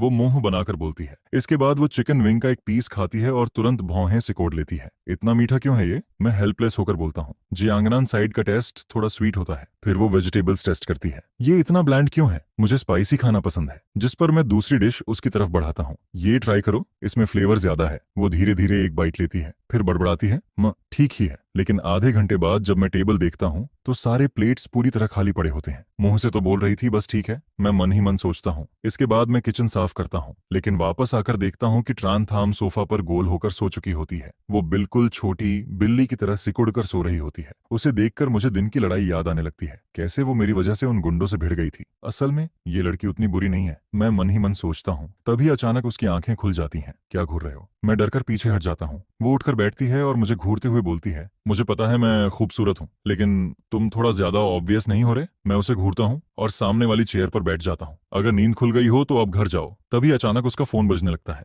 वो कॉल उठाती है और स्पीकर से तेज आवाज आती है, सिस्टर थाम, जल्दी पुरानी जगह आओ। वो तो फैमिली वाला लड़का फिर चैलेंज दे रहा है। कह रहा है पिछली बार आपने उसे बुरी तरह हराया था, इस बार रिवेंज लेगा। आ रही हो ना? तान थाम पहले मना करने वाली होती है, लेकिन तभी उसकी नजर मुझ पर पड़ती है। अगले ही पल वो कैजुअली बोलती है, ठीक है, उसे बोलो मैं आ रही हूँ। कॉल कट करने के बाद वो जैकेट पहनती है और मेरी तरफ देखकर बोलती है, चलो तुम्हें एक इंटरेस्टिंग जगह दिखाती हूँ। मैं इरिटेशन में बोलता हूँ, तुम सच में मुसीबत हो। जिस पर वो हंसते हुए मेरा हाथ पकड़ लेती है, बस एक बार चलो ना। इसके बाद हम टैक्सी में बैठते हैं। टैक्सी काफी देर तक चलती रहती है और आखिर में एक खाली मैदान के पास रुकती है। जैसे ही हम उतरते हैं तो लमलम भागते हुए हमारे पास आती है। मुझे देखते ही उसकी आंखें चमक उठती हैं। ओहो, हैंडसम भी आ गया। फिर वो मजाक उड़ाते हुए तान थाम से कहती है, देखा, इंसान तक साथ ले आई हो और फिर भी बोलती हो पसंद नहीं है। फेन पहले ही लाटरुंग में जाकर सब देख चुका होता है। जिस पर कोई कहता है, सही कहा चीथाम, वो ब्रैड तो तिन यहाँ आ चुका है और अपने साथ काफी लोगों को भी लाया है जो बाहर एंट्रेंस पर पहले से खड़े हैं। जिस पर तो तिन आगे बढ़ता है और कहता है, त्रांथाम, मुझे तो लगा था तू डरपोक है और सामने आने की हिम्मत नहीं करेगा, लेकिन लगता है पुलिस स्टेशन का खाना इतना भी बुरा नहीं था, तभी तो इतनी जल्दी बाहर आकर उछल रहा है। जिसके जवाब में त्रांथाम ठंडी नजरों से उसे देखते हुए कहता है, अगर पिछली बार तू डर्टी ट्रिक ना खेलता तो क्या मैं अंदर जाता? और अगर मैं सच में तेरे साथ गंदा खेल खेलता तो तुझे लगता है तू सही सलामत बाहर निकल पाता? ये सुनकर तोतिन का चेहरा सफेद पड़ जाता है और उसका एक्सप्रेशन और भी अगली हो जाता है। फिर वो गुस्से में कहता है, 1 महीने से नहीं मिले हैं, क्या अब भी मुझसे लड़ने की हिम्मत है? जिस पर ट्रांथाम ऐसे हंसता है जैसे कोई बहुत बड़ा जोक सुन लिया हो। फिर वो होंठों पर हल्की स्माइल लाकर कहता है, लगता है पुलिस स्टेशन में तेरा टाइम पूरा नहीं हुआ, इस बार सीधे हॉस्पिटल के ऑर्थोपेडिक डिपार्टमेंट में VIP रूम बुक करवाना चाहता है क्या? यह सुनकर तो तिनह दांत पीसते हुए कहता है, ट्रांथाम, ज्यादा आरोगेंट मत बन, अभी पता चल जाएगा यहाँ असली किंग कौन है। तभी उसकी नजर मेरे ऊपर पड़ती है, जो ट्रांथाम के बगल में खड़ा होता है। उसकी आंखें मुझ पर टिक जाती हैं और वो अनजाने में अपना गला निगलता है। यह देखकर ट्रांथाम डिस्गास्ट से भौहें सिकोड़ता है और मेरे सामने आकर खड़ा हो जाता है। क्या घूर रहा है? अपनी कुत्ते जैसी आंखें कंट्रोल में रख। जिस पर तो तिन रिलैक्सटेंटली अपनी नजरें हटाता है और कहता है, कैसा रहेगा अगर हम रेस करें? अगर तू हार गया तो तेरे पीछे खड़ी इस लिटिल ब्यूटी को मुझे दे देगा, और अगर मैं हार गया तो अपनी लेटेस्ट स्पोर्ट्स कार तुझे दे दूंगा। नुकसान तो तेरा नहीं है, सही कहा ना? जिस पर ट्रांथाम बिना डरे जवाब देता है, ठीक है, लेकिन मेरी भी एक कंडीशन है। अगर तू हार गया तो अपनी इस कबाड़ कार को लेकर रेसिंग वर्ल्ड से हमेशा के लिए गायब हो जाएगा। फिर कभी मेरी नजरों के सामने मत आना, तुझे देखकर मुझे इरिटेशन होती है। यह सुनकर तो तिन्हा हंसते हुए कहता है, डील, लेकिन बाद में पछताना मत। तभी मैं गुस्से में ट्रांथाम की तरफ देखता हूँ और कहता हूँ, तुम्हारा मतलब क्या है? मेरी परमिशन के बिना मेरे लिए फैसला कैसे कर सकते हो? अगर हम हार गए तो क्या तुम सच में मुझे उस परवर्ट के साथ भेज दोगे? जिस पर ट्रांथाम मेरी तरफ देखकर शांत आवाज में कहता है, रिलैक्स, हम दोनों कभी नहीं हारेंगे। मैं कंफ्यूज्ड होकर कहता हूँ, हम दोनों? मुझे तो कार चलानी भी नहीं आती। लेकिन ट्रांथाम बस मुस्कुराता है, फिर मेरी तरफ हाथ हिलाकर चेंजिंग रूम की तरफ चला जाता है। मैं उसके पीछे चिल्लाता हूँ, मैं मजाक नहीं कर रहा, मत जाओ। जिस पर वो पीछे मुड़कर कॉन्फिडेंट स्माइल देता है और कहता है, मैं स्टूडेंट रेसिंग वर्ल्ड का टॉप रेसर हूँ, मुझ पर ट्रस्ट करो। फिर मैं हेलमेट के अंदर से उसकी आंखों में देखता हूँ। उसकी गोल हिरणी जैसी आंखें उम्मीद से भरी होती हैं, जिसे देखकर मेरा दिल अचानक नरम पड़ जाता है। फिर मैं सीट बेल्ट बांध लेता हूँ। यह देखकर ट्रान थाम खुश होकर कहता है, मुझे पता था भाई, ट्रान सबसे बेस्ट है। इसके बाद कार धीरे धीरे स्टार्ट होती है। इंजन की तेज आवाज मेरे कानों में गूंजती है, जिस पर मैं इंस्टिंक्टिवली सीट को कसकर पकड़ लेता हूँ। फिर ट्रान थाम ड्राइव करते हुए पूछता है, जानते हो कॉलेज टाइम में मैंने रेसिंग क्यों शुरू की थी? क्योंकि इस ट्रैक पर फुल स्पीड में दौड़ते हुए ऐसा लगता है जैसे सारी परेशानियां पीछे छूट जाती हैं, सारी सैडनेस हवा में उड़ जाती है, और मैं चाहता हूं कि तुम भी वही फील करो। इतना कहते ही कार तीर की तरह आगे निकल जाती है। स्ट्रॉन्ग फोर्स मुझे सीट से चिपका देती है। दोनों तरफ के सीन्स पागलों की तरह पीछे भागते नजर आते हैं, और अचानक मुझे लगता है जैसे दुनिया की सारी इंसल्ट्स, बूलिंग और गालियां गायब हो गई हों। इस वक्त मुझे सिर्फ हवा और अपनी हार्ट बीट सुनाई देती है। ट्रैक पर दोनों कार्स एक दूसरे के बेहद करीब दौड़ रही होती हैं, जिस पर मैं ट्रान थाम के सीरियस साइड प्रोफाइल को देखता हूं और मेरा दिल तेजी से धड़कने लगता है। रेस अब सिर्फ आखिरी आधे लैप पर पहुंच चुकी होती है, तो तिन की कार लगातार पीछे से हमारा पीछा कर रही होती है। तभी अचानक इंजन की जोरदार रोर सुनाई देती है, जिस पर तान थाम एक्सेलरेटर पूरी ताकत से दबा देता है, और फिर हमारी कार सबसे पहले फिनिश लाइन क्रॉस कर जाती है। इसके बाद मैं और ट्रान थाम हेलमेट उतारकर कार से नीचे उतरते हैं, तो तिन गुस्से में खून थूकते हुए बाहर आता है, जिस पर ट्रान थाम कोल्ड टोन में कहता है, तेरी कार मुझे नहीं चाहिए, इसकी परफॉर्मेंस बहुत बेकार है, मेरे लायक नहीं। लेकिन अपना प्रॉमिस याद रखना, अपना ये कबाड़ उठाकर रेसिंग वर्ल्ड से दफा हो जा, आगे से मेरी नजरों के सामने मत दिखना। यह सुनकर तोतिन गुस्से में कहता है, ठीक है त्रंथम, तू बहुत लकी है, बस दुआ कर हमेशा इतना एरोगेंट रह पाए। जिस दिन नीचे गिरेगा ना, उस दिन बहुत बुरा हाल होगा। इसके बाद त्रंथम मेरी तरफ देखकर कहता है, चलो यहाँ से, यहाँ की हवा भी खराब लग रही है। फिर मैं उसके पीछे पीछे ट्रैक से बाहर निकलता हूँ। रास्ते में वो हंसते हुए पूछता है, तो अभी की रेसिंग कैसी लगी? डर के मारे उल्टी तो नहीं आने लगी? जिस पर मैं धीरे से जवाब देता हूँ, बुरा नहीं था, सच में इतनी तेज स्पीड में दौड़ते हुए सारी दुख भरी बातें भूल जाती हैं। फिर मैं उसकी तरफ देखकर पूछता हूँ, लेकिन ट्रान थाम, तुम आखिर किस बात से इतने दुखी हो? ऐसी कौन सी चीज है जिसे भूलने के लिए तुम्हें इतनी डेंजरस स्पीड चाहिए? जिस पर वो बस हल्का सा हंसता है। फिर थोड़ी देर बाद वो कहता है, इतनी रात हो गई है, चलो मैं तुम्हें घर छोड़ देता हूँ। मैं धीरे से कहता हूँ, आज सच में थैंक्स, तुमने मेरी बहुत हेल्प की। जिस पर वो कैजुअली जवाब देता है, इतना सीरियस मत बनो, वैसे भी तुमने भी तो मेरी हेल्प की और हम दोनों ने मिलकर तो तिन को हराया। मैं ऑकवर्ड होकर कहता हूँ, लेकिन मैंने क्या किया? मैं तो बस पैसेंजर सीट पर बैठकर सीट बेल्ट पकड़े रहा। यह सुनकर ट्रान थाम मुस्कुराता है और कहता है, क्योंकि तुम मेरे साथ थे इसलिए मुझे सेफ फील हो रहा था। मैं थोड़ा शॉक्ड होकर पूछता हूँ, सच में? जिस पर वो हंसते हुए कहता है, तो फिर मुझे प्रॉपर्ली थैंक्स बोलना पड़ेगा। मैं भी हल्का मुस्कुराकर कहता हूँ, ठीक है, तुम्हारा हिस्सा नहीं भूलूंगा। इसके बाद कार जल्दी ही मेरे घर के सामने पहुंच जाती है। फिर ट्रान थाम एक्साइटेड होकर कहता है, कल मिलते हैं। मैं भी उसे देखकर कहता हूँ, कल मिलते हैं ट्रान थाम। जिस पर वो कार से उतरकर उम्मीद भरी नजरों से मुझे घर के अंदर जाते हुए देखता रहता है। फिर मैं उसे हाथ हिलाकर ऊपर चला जाता हूँ। अगले दिन स्कूल में ट्रान थाम मेरे डेस्क पर ब्रेकफास्ट रख देता है। गुड मॉर्निंग भाई ट्रान, तुम्हारे लिए ब्रेकफास्ट लाया हूँ। जिस पर मैं उसकी अचानक इतनी केयर देखकर थोड़ा ऑकवर्ड फील करता हूँ और कहता हूँ, मैं खा चुका हूँ, तुम खुद खा लो। लेकिन वो तुरंत जवाब देता है, तुम्हारे लिए खरीदा है, तुम इतने पतले हो और मॉर्निंग क्लासेस भी इतनी लंबी होती हैं, बाद में भूख लगे तो खा लेना, वेस्ट मत करना। तभी क्लास बेल बजती है और पहला लेक्चर फिजिक्स का होता है। फिजिक्स टीचर एक फेमस यूनिवर्सिटी से ग्रेजुएट होता है और उसकी टीचिंग इतनी लॉजिकल होती है कि जरा सा ध्यान हटे तो पूरा लेक्चर समझ से बाहर हो जाता है। फिर लंच ब्रेक तक मुझे एहसास होता है कि आज BUINU स्कूल नहीं आई। जिस पर मैं फोन निकालकर उसे मैसेज करता हूँ, लेकिन काफी देर तक कोई रिप्लाई नहीं आता। पूरी सुबह ट्रान थाम डेस्क पर सिर रखकर सोता रहता है। तभी लंच बेल बजने से पहले लाम लाम एक्साइटमेंट में कहती है, चिथाम उठो ना, बाहर एक नई हॉटपॉट शॉप खुली है, अभी उसकी पॉपुलैरिटी बहुत हाई चल रही है, चलो साथ खाने चलते हैं। जिस पर ट्रान थाम धीरे से सिर उठाता है, फिर तालाम लाम को इंडिफरेंट नजरों से देखकर खड़ा हो जाता है और मेरा हाथ पकड़कर कहता है, चलो भूख लगी है, साथ खाने चलते हैं। क्योंकि ट्रान थाम पहले से ही स्कूल का फेमस पर्सन होता है और ऊपर से मेरा अपीयरेंस भी काफी हैंडसम होता है, इसलिए हम तीनों जब साथ चलते हैं तो जल्दी ही पूरे कैंपस का अटेंशन हमारी तरफ आ जाता है। लेकिन तभी दूर से मुझे एक फेमिलियर फिगर दिखाई देती है। वो BUINUYN होती है। उसके लंबे सिल्की बाल कंधों पर बिखरे होते हैं और उसकी आंखें हल्की लाल दिख रही होती हैं। फिर उसकी नजर मुझ पर और मेरे बगल में खड़ी TRANTHAM पर पड़ती है, जिसे देखकर वो तुरंत अपनी नजरें चुरा लेती है और चुपचाप हमारे पास से निकल जाती है। मुझे अपनी इंस्टिंक्ट से साफ फील हो जाता है कि BUINUY के साथ जरूर कुछ हुआ है। जिस पर मैं TRANTHAM और बाकी लोगों से कहता हूँ, तुम लोग जाओ, मैं नहीं आ रहा। इतना कहकर मैं पीछे मुड़कर जाने लगता हूँ। तभी TRANTHAM अचानक मुझे रोकते हुए कहता है, रुको, तुम BUINUY के पीछे जाने वाले हो ना? जिस पर मैं बिना झिझके जवाब देता हूँ, हाँ, तुम लोग खाना खाने जाओ, मेरी चिंता मत करो, मैं जाकर देखता हूँ उसे क्या हुआ है। यह सुनते ही ट्रान थाम की आंखें लाल होने लगती हैं। वो लगातार मुझे घूरते हुए कहता है, अगर अभी तुम उसके पास गए तो फिर वापस मेरे पास मत आना। उसकी बात सुनकर मुझे उसका पुराना स्टबर्न और कंट्रोलिंग बिहेवियर याद आने लगता है, लेकिन इस बार मैं उसकी धमकी की परवाह नहीं करता। फिर मैं सीधा पीछे मुड़कर BUINUYEN की तरफ चल देता हूँ, जिस पर पीछे से TAJLAMLAM कहती है, चीत हम छोड़ो ना, हम दोनों चलते हैं। वो ना आए तो ज्यादा अच्छा है। लेकिन ट्रान थाम कुछ नहीं बोलता, बस वहीं खड़ा मुझे जाते हुए देखता रहता है। इसके बाद मैं BUINUUN के पास पहुंचकर पूछता हूँ, तुम ठीक हो ना, कुछ हुआ है क्या? लेकिन वो सिर झुकाकर धीरे से कहती है, नहीं कुछ नहीं, बस थोड़ा अनकंफर्टेबल फील हो रहा है, शायद हल्का फीवर है, इसलिए लीव लेकर दवा लेने गई थी। तुम्हारा मैसेज देख लिया था, थैंक्स। यह सुनकर मेरी नजर उसके चेहरे के दाईं तरफ जाती है। वहां हल्की सूजन होती है और साफ लाल स्लैप मार्क दिखाई दे रहा होता है, जिस पर मैं धीरे से कहता हूँ, तुम ठीक हो, यही काफी है। चलो लंच का टाइम हो गया है, मैं तुम्हें खाना खिलाता हूँ। क्या खाना है? इसके बाद मैं ट्रे उसके सामने रख देता हूँ। BUINUHUAN सिर झुकाकर चुपचाप खाना खाने लगती है। थोड़ी देर बाद मैं धीरे से पूछता हूँ, BUITHUAN के प्रपोजल के बारे में तुमने क्या सोचा? मेरी बात सुनकर भी वो सिर नहीं उठाती, लेकिन मैं नोटिस करता हूँ कि वो इंस्टिंक्टिवली चॉपस्टिक्स को और कसकर पकड़ लेती है। तभी पीछे से एक मॉकिंग वॉइस सुनाई देती है। लगता है पिछली बार की लेसन अभी काफी नहीं थी, जिस पर मैं तुरंत पीछे मुड़ता हूँ। सामने तोंगयेन खड़ा होता है। बुइन्युएन घबराकर कहती है, तुम तोंगयेन, तुमने भाई त्रान के साथ क्या किया? जिस पर वो हंसते हुए कहता है, कुछ खास नहीं, बस उसे उसकी औकात याद दिलाई है, ताकि उसे पता चले वो आखिर है क्या। फिर वो स्मग फेस बनाकर आगे कहता है, इस वीकेंड हमारे घर चैरिटी बॉल है, याद से आना। मैं चाहता हूँ कि तुम मेरी सबसे खूबसूरत डांस पार्टनर बनो। इसके बाद वो मेरी तरफ देखकर हंसता है और कहता है, और तुम भी आ सकते हो गांव वाले। आखिर कभी ना कभी तो तुम्हें पता चलना चाहिए कि असली अपर क्लास लाइफ कैसी होती है, और तुम्हारे जैसे लो स्टेटस लोगों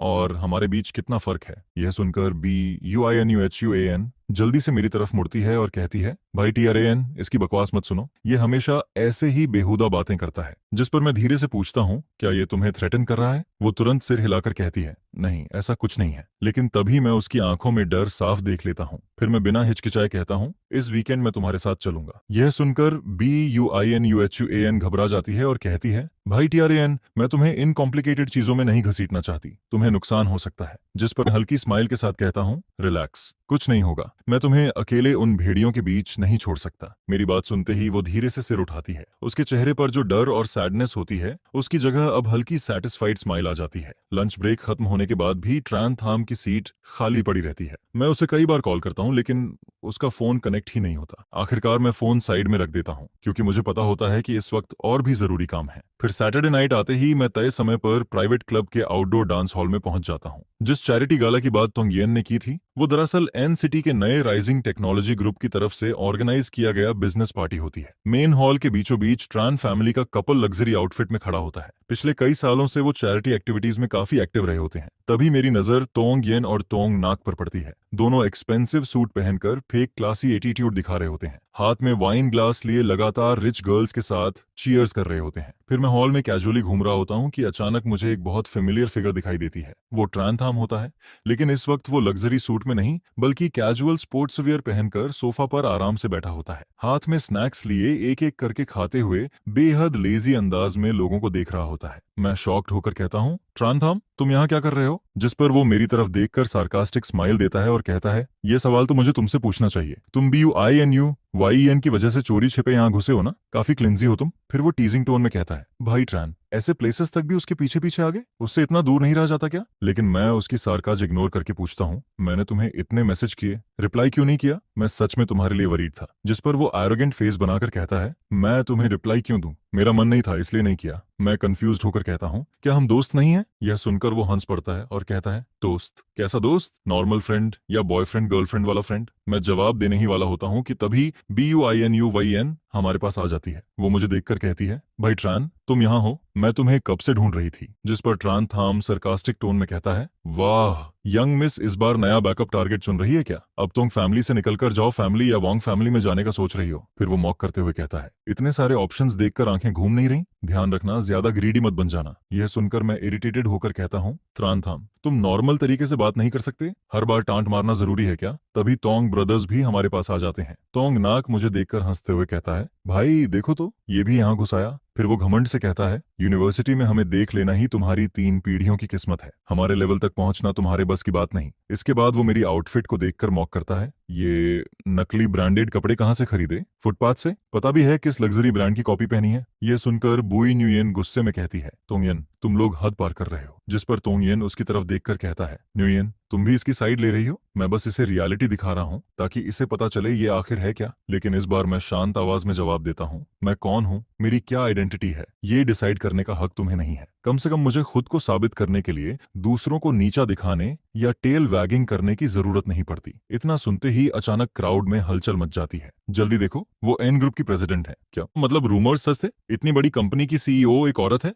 जिस पर टोंग ब्रदर्स की आंखें फैल जाती हैं। फिर दोनों जल्दी से भीड़ में घुसने लगते हैं, लेकिन बीन यूएन कंफ्यूजन भरी नजरों से मेरी तरफ देखने लगती है। तभी क्राउड धीरे धीरे हमारी तरफ आने लगता है और फिर अचानक भीड़ में से एक मिडिल एज्ड वुमन बाहर निकलती है। वो धीरे धीरे चलते हुए सीधे मेरे सामने आकर रुकती है, फिर कोल्ड एक्सप्रेशन के साथ कहती है, तो ये हैं वो क्लासमेट्स जिनसे तुमने नए स्कूल में दोस्ती की है। लगता है नई जगह पर तुम्हारी जिंदगी काफी कलरफुल चल रही है। इतना कहकर वो तुरंत पीछे मुड़कर चली जाती है और उसके जाते ही ट्रांथाम बुइनुयन, तोंग येन, तोंग नाक और वहां मौजूद सारे अपर क्लास लोग शौक में मुझे देखने लगते हैं। अब वहां मौजूद सभी लोग अलग अलग सोच के साथ मुझे घूरने लगते हैं, जिसे देखकर मैं मन ही मन सोचने लगता हूँ, तोंगियन क्या तुम सच में इतने बेवकूफ हो? अगर मैं सच में कोई बिना बैकग्राउंड वाला मामूली इंसान होता तो आखिर कैसे सीधे इतने कम्पिटिटिव स्कूल थुंगचाओ फर्स्ट हाई स्कूल में ट्रांसफर हो जाता? मेरे पेरेंट्स शुरू से ही एन सिटी के बिजनेस वर्ल्ड के सबसे फेमस और रिस्पेक्टेड लोगों में से होते हैं। मेरी जिंदगी के पहले 4 साल बहुत प्यार और केयर में गुजरते हैं, लेकिन फिर एक टेरेबल कार एक्सीडेंट मेरे फादर की जान ले लेता है। उस हादसे के बाद मेरी माँ पूरी तरह बदल जाती हैं। वो चुप रहने लगती हैं, अकेली रहने लगती हैं और अपना पूरा जीवन फादर के छोड़े हुए बिजनेस में झोंक देती हैं। जब मैं थोड़ा समझदार होता हूँ तब मैं खुद ही फैमिली विला छोड़कर अकेले रहने लगता हूँ, क्योंकि मेरे लिए माँ की मौजूदगी बस नाम की रह गई होती है। वो हो या ना हो, अब फर्क पड़ना बंद हो चुका होता है। तभी मेरी माँ वहां से चली जाती हैं, जिसके बाद ट्रान कपल तुरंत मुस्कुराते हुए मेरे आसपास आ जाते हैं। फिर वो जानबूझकर BUINUYN को मेरे करीब धकेलते हुए कहते हैं, यंग मास्टर जियांग, हमारे नुये और आपकी स्कूल में सबसे अच्छी फ्रेंडशिप है। कभी टाइम मिले तो हमारे घर जरूर आइएगा। अपर क्लास वर्ल्ड हमेशा ऐसा ही होता है। यहाँ लोग किताब के पन्नों से भी तेज साइड बदल लेते हैं। अभी कुछ देर पहले तक यही लोग चुपचाप खड़े होकर तोंग येन को मेरा इंसल्ट करते देख रहे थे, लेकिन अब अचानक सबका एटीट्यूड बदल चुका होता है। यह देखकर मैं बहाना बनाकर बालकनी की तरफ निकल जाता हूँ ताकि थोड़ी फ्रेश एयर ले सकूं। तभी पीछे से ट्रान थाम की आवाज आती है, यहाँ अकेले क्या कर रहे हो? यंग मास्टर जियांग को इतना अटेंशन पसंद नहीं आया क्या? इतने लोग तुम्हें स्पेशल ट्रीट कर रहे थे। जिस पर मैं हल्की स्माइल देकर कहता हूँ, सच कहूँ तो मुझे ऐसी चीजें पसंद नहीं है, लेकिन तुम यहाँ क्यों आ गए? यह सुनकर ट्रान थाम रेलिंग पर टिकते हुए कहता है, अंदर के लोग बहुत फेक हैं। सब हवा का रुख देखकर साइड बदलते हैं। उन लोगों को देखते ही इरिटेशन होने लगती है। फिर वो अचानक मेरी तरफ देखकर धीमी आवाज में कहता है, सॉरी,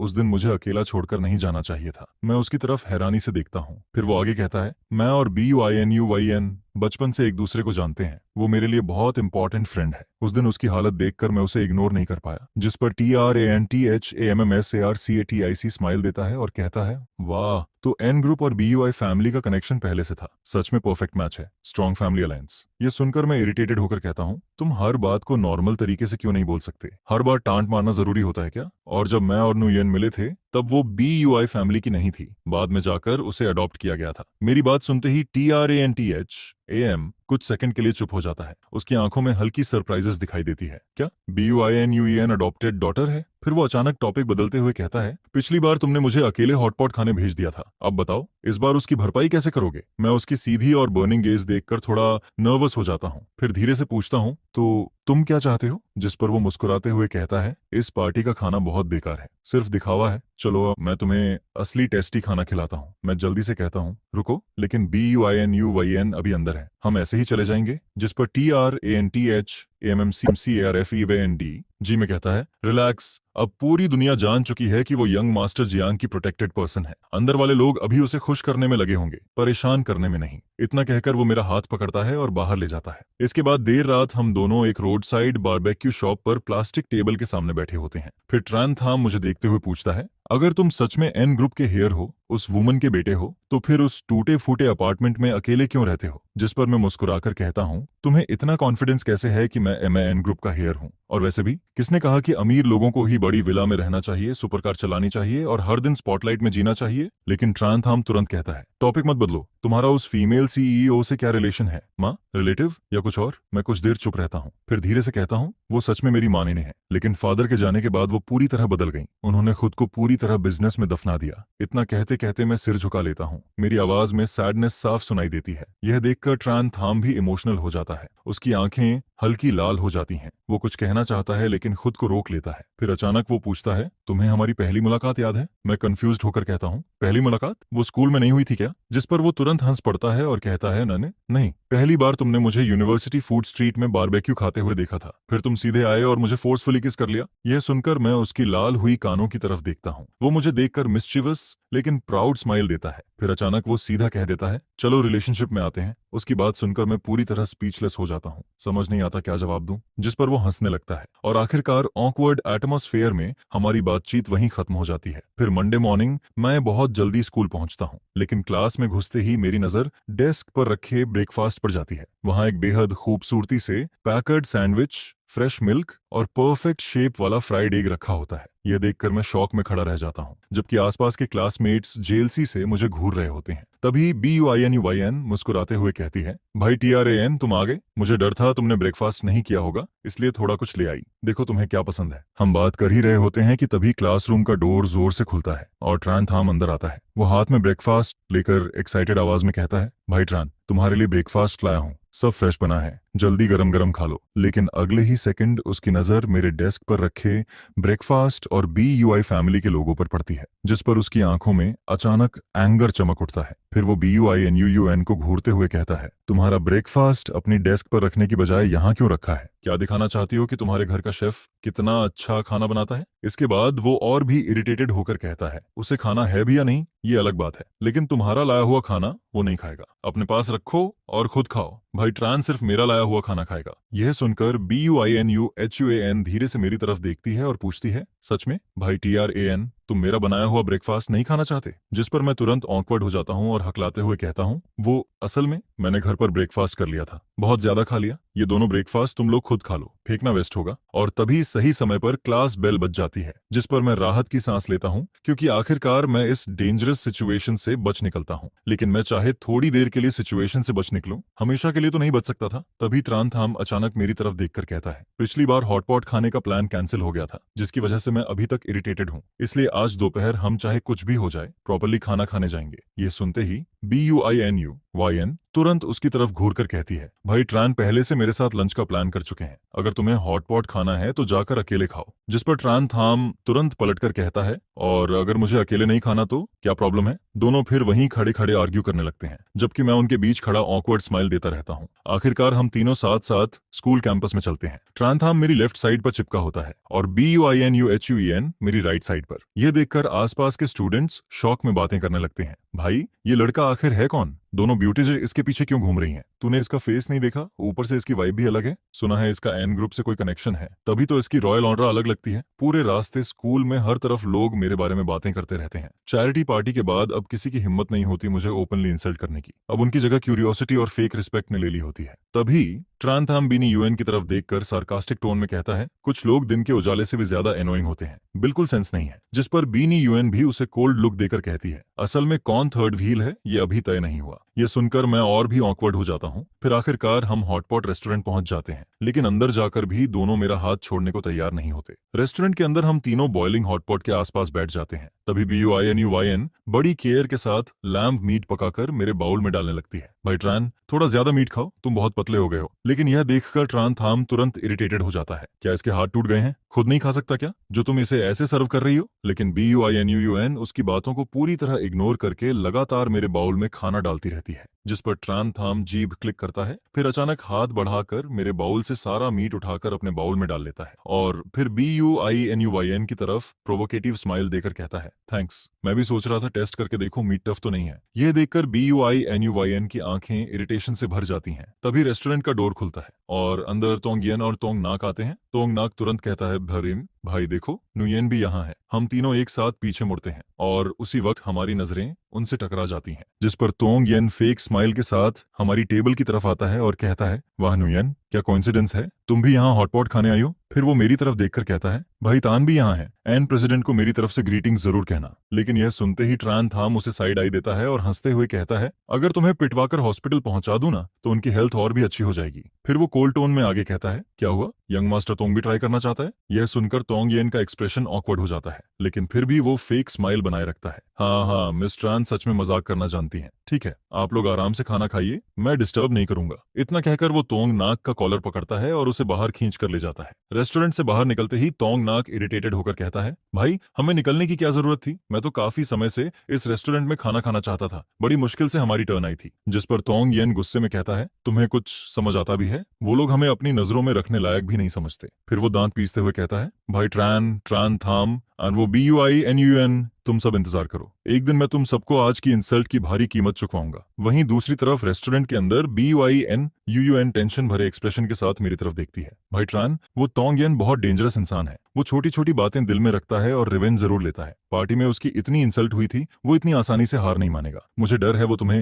हर्ट करने की कोशिश करेगा। लेकिन ट्रान थाम बिल्कुल केयरलेस एक्सप्रेशन के साथ कहता है, आने दो उसे, मैं भी देखना चाहता हूँ तुम फैमिली आखिर कर क्या सकती है। वो लोग बस ट्रान फैमिली के पीछे घूमने वाले पैरासाइट्स हैं। फिर वो एरोगेंट स्माइल देकर कहता है, अगर वो यहाँ ट्रबल करने आया तो मैं उसे खुद जमीन पर गिरा दूंगा। यह सुनकर बीनी यूएन धीरे से कहती है, भाई ट्रान के आसपास वैसे भी पहले से काफी ट्रबल है, अगर तोंगियन कुछ करने आया तो शायद लाइन लगानी पड़ेगी। फिर वो मेरी तरफ सीरियसली देखकर कहती है, कुछ दिन के लिए तुम आंटी के पास वापस चले जाओ या सीधे एन फैमिली विला में शिफ्ट हो जाओ, वहां सिक्योरिटी गार्ड्स और सर्वेंट्स हैं, कम से कम सेफ तो रहोगे। अगर फिर से पिछली बार जैसे स्ट्रीट थग्स मिल गए तो। लेकिन यह सुनते ही ट्रान थाम इरिटेटेड होकर कहता है, उस ठंडी और लाइफलेस विला में वापस जाकर क्या करेगा, दूसरों के मूड देखकर जिंदगी जिएगा क्या? फिर वो अचानक कॉन्फिडेंटली कहता है, इससे अच्छा ये मेरे साथ रहने आ जाए, मेरे घर की सिक्योरिटी टॉप क्लास है, और अगर तोंगियन और उसके यूजलेस फॉलोअर्स आए ना तो मैं सबको जमीन चटा दूंगा, कोई इसकी तरफ आंख उठाकर भी नहीं देख पाएगा। उन दोनों की बातें सुनकर मैं चुपचाप सोच में पड़ जाता हूँ, क्योंकि मुझे पता होता है कि तान थाम गलत नहीं कह रहा। अगर तोंगियन एक बार मेरे खिलाफ चाल चल सकता है तो दूसरी और तीसरी बार भी जरूर करेगा, और मैं हर वक्त तान थाम के साथ नहीं रह सकता। इसके बाद घर लौटते वक्त एटमॉस्फेयर काफी हैवी हो जाता है। तोंगियन की वजह से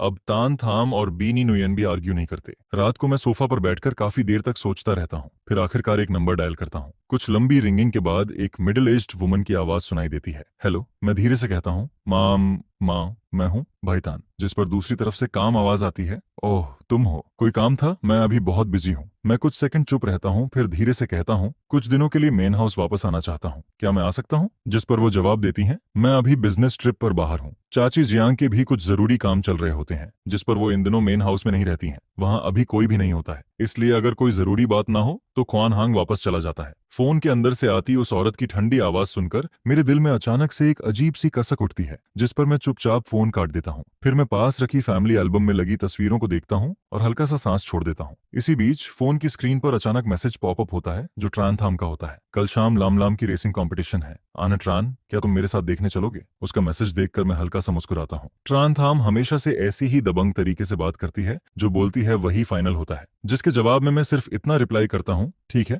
रेस ट्रैक पर पहुंचते ही ता लम अपनी रेसिंग सूट में बेहद कूल लग रही होती है। दूर से ही हमें देखकर वो हाथ हिलाने लगती है। तुम दोनों आ गए, जल्दी आओ, मैं तुम्हें लिटिल ब्लैक दिखाती हूँ। चीथम इधर आओ। अरे अंतरन भी मुझे सपोर्ट करने आए हैं क्या? चीथम बस अब मेरा परफॉर्मेंस देखना, आज मैं और मेरी कार एकदम एक हो जाएंगे। मैं और ट्यू हाक पूरे मैदान में तहलका मचा देंगे और चैंपियनशिप जीत कर रहेंगे। यह कहते ही वो अपने काले चमकदार रेसिंग कार पर प्यार से हाथ फेरती है, जिस पर मैं भी उसकी नजरों का पीछा करते हुए उस कार को देखने लगता हूँ। मुझे पता होता है कि THAC ट्रान थाम की सबसे पसंदीदा रेसिंग कार्स में से एक है। शायद इसी वजह से वो इतनी जिद करके मुझे यहाँ लेकर आई थी। वो इस मैच को बहुत ज्यादा इंपॉर्टेंट मानती है। यह सिर्फ तालम लम की रेसिंग वर्ल्ड में अपनी ताकत साबित करने वाली कंपटीशन नहीं होती, बल्कि ट्यू हाक का भी परफॉर्मेंस शो होता है। मेरी कोई बड़ी उम्मीद नहीं होती, मैं बस यही चाहता हूँ कि दोनों सेफली रेस पूरी कर लें, और अगर पूरे मैदान में धमाका कर दें तो उससे अच्छी बात और क्या होगी। जिस पर मैं ट्रान थाम की तरफ देखकर सिर हिलाता हूँ। तुम टेंशन मत लो, टीओ हाक और लाम तुम्हें निराश नहीं करेंगे। सिटी यूनिवर्सिटी द्वारा ऑर्गेनाइज की गई स्टूडेंट रेसिंग कंपटीशन ऑफिशियली शुरू हो जाती है। TH जिसे TLL चला रही होती है, तीर की तरह ट्रैक पर दौड़ पड़ती है। रेस के पहले आधे हिस्से तक TLL लगातार तीसरे नंबर पर बनी रहती है, लेकिन जैसे ही फाइनल लैप आता है, वो अचानक एक्सेलरेटर पूरी ताकत से घुमा देती है और एक झटके में दूसरे नंबर वाली कार को पीछे छोड़ देती है। यह देखकर मैं और ट्रान थाम एक्साइटमेंट में जोर से चिल्लाने लगते हैं, बहुत बढ़िया, ओवरटेक कर लिया, बस थोड़ा सा और, अब पहला नंबर आने ही वाला है। लेकिन तभी जैसे ही टीओ एचैक मोड़ पार करती है और अगले ही पल फर्स्ट पोजीशन लेने वाली होती है, अचानक कार का कंट्रोल बिगड़ जाता है। कार सीधा ट्रैक के बाहरी किनारे की तरफ फिसलती चली जाती है। अगले ही सेकंड एक जोरदार धमाका होता है। टी एचैक का दाहिना हिस्सा बैरियर से भयंकर तरीके से टकरा जाता है। काला धुआं कार से निकलने लगता है और लाल आग कुछ ही सेकंड में आधी कार को अपनी चपेट में ले लेती है। लैम लैम, यह देखकर हम दोनों पागलों की तरह आग की तरफ दौड़ पड़ते हैं। जहां तक लैम लैम जिंदा है या नहीं यह भी साफ नहीं होता। इमरजेंसी रूम के बाहर मैं और ट्रान थाम बुरी तरह परेशान होकर इधर उधर घूमते रहते हैं। एक्सीडेंट के बाद रेसिंग ट्रैक का मैनेजर ओल्डली हमारे पास आकर कहता है, मिस ट्रान, ट्रान, एक्सीडेंट से 2 दिन पहले सो फैमिली का यंग मास्टर तो तिन्हा गैराज में आया था। उसने कहा था कि वो अपना भूला हुआ सामान लेने आया है, लेकिन वो टी हॉक के मेंटेनेंस एरिया में 1 घंटे से ज्यादा समय तक अकेला घूमता रहा। वहां कैमरा का ब्लाइंड स्पॉट था, इसलिए किसी को नहीं पता कि उसने क्या किया। यह सुनते ही ट्रान थाम की आंखें गुस्से से लाल हो जाती हैं। बहुत अच्छा तो तिन, अब तू बस इंतजार कर, यह मामला यहीं खत्म नहीं होगा। सर्जरी खत्म होने के बाद तालमलम को आईसीयू से बाहर लाया जाता है। उसका दाहिना पैर और दाहिना हाथ पूरी तरह बैंडेज और सपोर्ट में बंधा होता है। हालांकि एक्सीडेंट जानलेवा नहीं होता, लेकिन उसके हाथ और पैर बुरी तरह जल और छिल चुके होते हैं, जिस पर उसे लंबे समय तक आराम करना पड़ेगा। मैं और ट्रांथाम दोनों उसे बेहोशी में देखते रहते हैं। फिर ट्रांथाम धीमी आवाज में कहती है, असल में वो मुझे टारगेट करना चाहता था। यह सुनकर मैं उसका कांपता हुआ कंधा पकड़ता हूँ और उसे धीरे से कंफर्ट देता हूँ। वो जरूर इसकी कीमत चुकाएगा। एन सिटी का फाइनेंशियल चैनल हमेशा से सबसे ज्यादा चर्चित न्यूज चैनल माना जाता है। कुछ दिनों बाद हॉस्पिटल रूम में तालमलम धीरे से कहती है, चीथम, आपको मेरी इतनी केयर करने की जरूरत नहीं है। जिस पर ट्रांथाम आंखें घुमाते हुए सीधे उसके मुंह में अंगूर ठूंस देती है, कुछ खा भी लो वरना तुम्हारा मुंह कभी बंद नहीं होगा। फिर हम दोनों एक साथ टीवी की तरफ देखते हैं और एक दूसरे को देखकर मुस्कुरा देते हैं। तभी न्यूज एंकर की आवाज सुनाई देती है, आज एन सिटी की सबसे बड़ी फाइनेंशियल न्यूज, एसयू ग्रुप के वारिस तो तिन को कल रात एक 5 स्टार होटल के प्रेसिडेंशियल सूट से पुलिस ने गिरफ्तार कर लिया है। स्क्रीन पर तो तिन घबराकर कैमरा से बचता हुआ दिखाई देता है। अथॉरिटीज की इन्वेस्टिगेशन के मुताबिक सु ग्रुप पिछले कई सालों से गंभीर इलीगल एक्टिविटीज में शामिल था। सिर्फ एक रात में कंपनी की मार्केट वैल्यू बुरी तरह गिर गई। वहीं शेयर होल्डर्स भी कंपनी बिल्डिंग के बाहर जमा होकर कंपेंसेशन मांग रहे हैं। यह न्यूज देखकर तालमलम की आंखें पूरी खुल जाती हैं। उसके मुंह में रखा अंगूर तक चबाना भूल जाती है। हे भगवान, चीथाम, कमाल हो तुम, यह सब इतनी जल्दी और इतनी बेरहमी से कैसे कर दिया। वो कमीना तो तिन सच में इसी लायक था। जिस पर तान थाम गर्व से मुस्कुराती है, तुम्हें क्या लगता है तुम्हारी चीथाम कौन है? जिसने भी मेरे लोगों को छेड़ा उसका यही अंजाम हुआ है। फिर वो मेरी तरफ देखकर कहती है, लेकिन इस बार इतना क्लीन काम हो पाया तो उसका क्रेडिट एंट्रान को भी जाता है। उन्होंने बहुत इंपॉर्टेंट एविडेंस दिए और बेहद तेज तरीके से पूरा मामला खत्म किया। थैंक यू एंट्रान। जिस पर मैं शांत आवाज में कहता हूँ, कोई बात नहीं, सु ग्रुप हमेशा से बिजनेस वर्ल्ड में बेरहम रहा है। यह सब उन्होंने खुद अपने लिए किया है। मुझे याद आता है जब मैं टॉप फ्लोर पर बैठकर सु फैमिली के सारे इलीगल एविडेंस जमा कर रहा होता हूँ। मेरी माँ मुझे गहरी नजरों से देखती हैं, लेकिन उनकी आंखों में साइलेंट अप्रूवल साफ नजर आता है। फिर वो बिना कुछ कहे डॉक्यूमेंट्स पर साइन कर देती हैं। तभी तालमलम शरारती नजरों से हमें घूरने लगती है। अरे अरे, तुम दोनों के बीच कुछ तो चल रहा है, आखिर प्रोग्रेस कहाँ तक पहुंची? यह सुनते ही तान थाम उसके सिर पर हल्का सा मार देती है। अब अपना फल खाओ चुपचाप। इसी बीच मेरे फोन पर बुई न्यू येन का कॉल आ जाता है। पीछे से अभी भी तालाम लाम की दर्द भरी आवाज सुनाई देती रहती है, चिथम, मैं पहले ही इंजर्ड हूँ, फिर भी आप मुझे मार रही हो। मैं रूम से बाहर निकलकर कॉल रिसीव करता हूँ। हेलो नुयन। फोन के अंदर से उसकी नरम और मीठी आवाज सुनाई देती है, अंतरन, तुम आखिर कब वापस आओगे?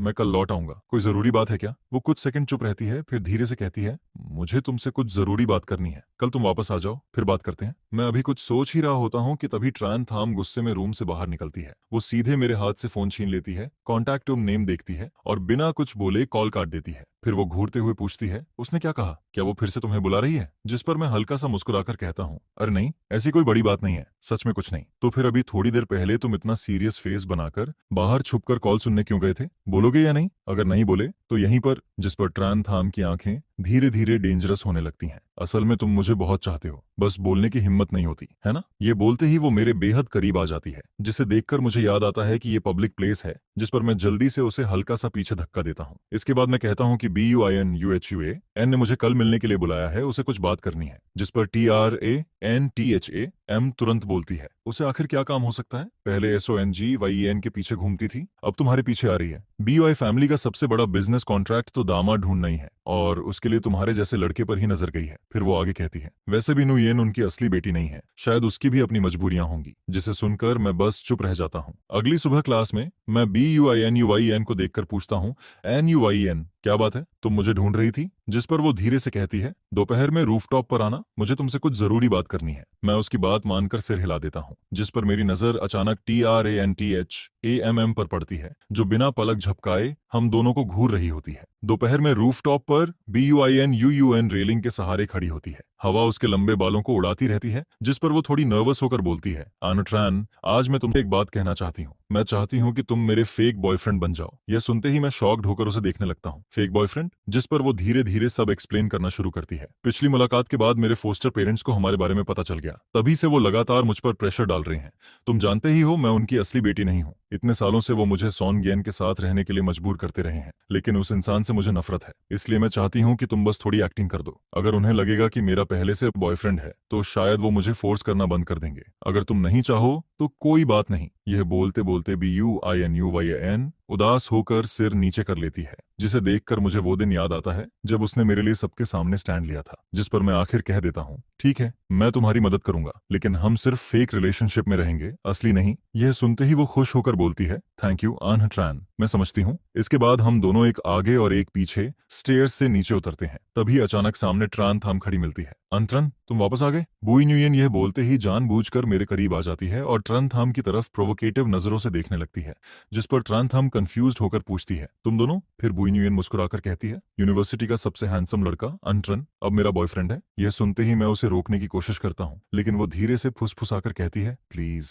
सच मत बताना। अगर इसे पता चल गया कि ये फेक है तो ये जरूर बाहर फैला देगी, और अगर मेरे फॉस्टर पेरेंट्स तक बात पहुंच गई तो वो फिर से मुझे मजबूर करेंगे, फिर हमारी सारी मेहनत बेकार हो जाएगी। जिस पर मैं होंठ भींचकर चुप रह जाता हूँ। यह देखकर ट्रान थाम की आंखें तुरंत लाल होने लगती हैं। अनट्रान, क्या तुम सच में इसके साथ हो? यह बोलते ही वो मुझे ऐसा लुक देती है जैसे उसका दिल पूरी तरह टूट चुका हो, और फिर बिना पीछे देखे वहां से चली जाती है। जिस पर मैं वहीं खड़ा रह जाता हूँ और ऐसा फील होने लगता है जैसे किसी ने मेरी छाती को कसकर पकड़ लिया हो। इसके बाद BUINUYN पीछे से आवाज लगाती है, वीकेंड पर मेरे घर आना मत भूलना। अगर एक्टिंग करनी है तो आखिर तक करनी पड़ेगी। दोपहर की क्लास में TRANTHAM दिखाई नहीं देती। मैं उसे कई कॉल्स करता हूँ लेकिन वो एक भी नहीं उठाती। मैसेजेस सिर्फ सीन होते रहते हैं, रिप्लाई नहीं आता, और फिर त्रांथम एक बार फिर मेरी जिंदगी से गायब हो जाती है। वीकेंड के दिन तय समय पर मैं बुई न्यूयन के घर पहुंचता हूँ। उसका घर एक बहुत बड़ा लग्जरी विला होता है, जिस पर ट्रान कपल खुद बाहर आकर मेरा स्वागत करते हैं। अंतरन, तुम आ गए? मैं तुरंत पोलाइटली बोलता हूँ, आप लोग मुझे सिर्फ अंतरन कहकर बुलाइए। जिस पर वो हंसते हुए कहते हैं, सुना है तुम दोनों बचपन से एक दूसरे को जानते हो, सच में बड़ी किस्मत की बात है। और हमने ये भी सुना कि तुम फैमिली के साथ नहीं रहते,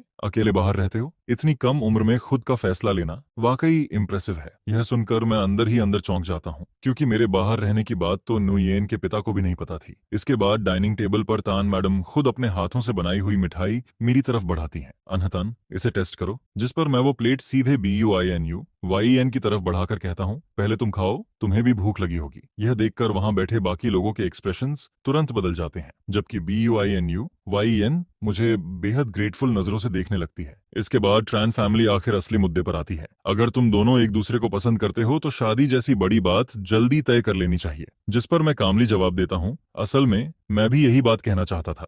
मैं और न्यूयन पहले ही डिस्कस कर चुके हैं। ग्रेजुएशन के बाद हम दोनों अमेरिका में आगे पढ़ाई करने जाएंगे। शादी की सेरेमनी फिलहाल जरूरी नहीं है। जब हमारा करियर स्टेबल हो जाएगा तब शादी करना भी देर नहीं होगी, और यही मेरी माँ की भी राय है। उनका मानना है कि यंग लोगों को पहले अपना करियर बनाना चाहिए। ये सुनते ही वहां मौजूद सभी लोग चुप हो जाते हैं। हालांकि उनके चेहरे साफ खराब दिखाई देते हैं, लेकिन फिर भी कोई कुछ नहीं बोलता। जिस पर BUINUHUAN धीरे से राहत की सांस लेती है और मुझे थैंकफुल नजरों से देखने लगती है। लेकिन इस पूरे समय मेरे दिमाग में सिर्फ TRANTHAMM का चेहरा घूमता रहता है, उसकी लाल आंखें और वो टूटा हुआ एक्सप्रेशन, जैसे किसी ने मेरे दिल में सुई चुभा दी हो। आखिरकार ये फेक ड्रामा खत्म हो जाता है। जैसे ही मैं विला से बाहर निकलता हूँ, तुरंत फोन निकालकर ट्रान थाम को बार बार कॉल करने लगता हूँ, लेकिन दूसरी तरफ हमेशा वही कोल्ड रोबोटिक वॉइस सुनाई देती है, the number you are trying to call is currently unavailable. जिस पर मैं फोन को इतनी जोर से पकड़ लेता हूँ कि मेरी उंगलियां तक सफेद पड़ जाती हैं। ये तीसरा दिन था जब वो पूरी तरह गायब थी, और पहली बार मुझे इतनी ज्यादा घबराहट फील हो रही थी। मैं उसे बहुत अच्छी तरह जानता हूँ। ऊपर से वो बेहद वाइल्ड और एरोगेंट दिखाई देती है, जैसे पूरे शरीर पर कांटे लगे हों, लेकिन असल में वो सब उस कोल्ड ब्लडेड फैमिली की वजह से था जिसने उसे हमेशा मजबूर किया, और मैं उन गिने चुने लोगों में से था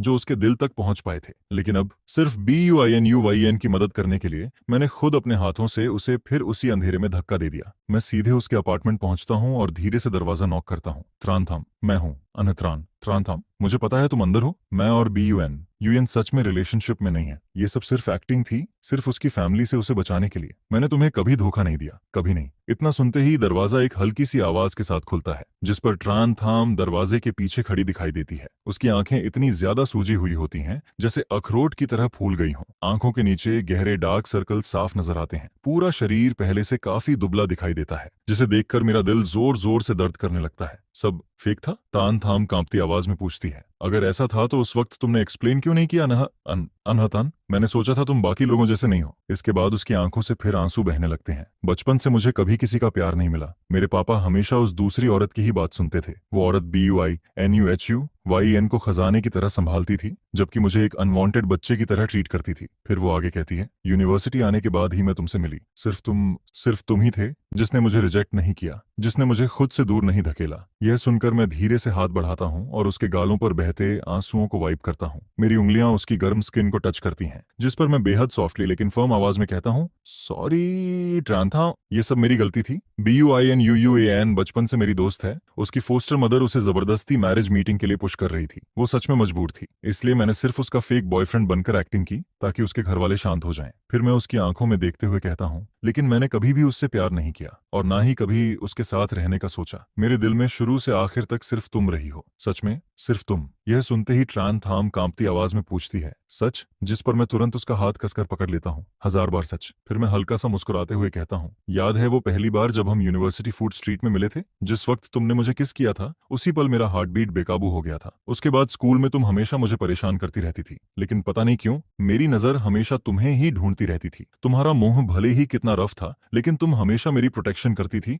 मेरा ध्यान रखती थी, यहाँ तक कि मेरे लिए खुद को डेंजर में डाल देती थी। जिस पर मैं उसकी तरफ देखकर धीरे से कहता हूँ, ट्रांथम, उस रात से ही मैं तुम्हें पसंद करने लगा था। उसी दिन से मैं तुमसे प्यार करने लगा था। यह सुनते ही उसकी आंखों से आंसू और तेजी से गिरने लगते हैं। अगले ही पल वो सीधे मेरे सीने से लिपट जाती है और मुझे कसकर पकड़ लेती है। अब दोबारा मुझे धोखा मत देना और कभी भी मुझे अकेला छोड़कर मत जाना। जिस पर मैं उसकी पतली पीठ को धीरे धीरे सहलाते हुए कहता हूँ, मैं प्रॉमिस करता हूँ अब ऐसा कभी नहीं होगा। 3 दिनों से दिल पर रखा भारी पत्थर आखिरकार इस पल हट जाता है। इसके बाद मैं उसके अपार्टमेंट के अंदर आता हूँ। घर ज्यादा बड़ा नहीं होता, लेकिन बेहद साफ सुथरा होता है। दीवारों पर रेसिंग पोस्टर्स लगे होते हैं, कोने में कई हेलमेट्स पड़े दिखाई देते हैं। पूरा कमरा उसकी एनर्जेटिक पर्सनालिटी से भरा हुआ लगता है। मैं लंबे समय तक वहीं उसके साथ बैठा रहता हूँ और जब ट्रांथाम पूरी तरह काम हो जाती है, तब मैं उसे धीरे धीरे सारी बातें डिटेल में समझाता हूँ। हम्फ तो BUNU जैसे तुम्हारे पास इसलिए आई थी क्योंकि कोई उसका पीछा कर रहा था और वो चाहती थी कि तुम उसका फेक बॉयफ्रेंड बनो। जिस पर मैं सिर हिलाकर हाँ कहता हूँ। तभी थोड़ी देर बाद डोरबेल बजती है। मैं जाकर दरवाजा खोलता हूँ और सामने BUNU खड़ी दिखाई देती है।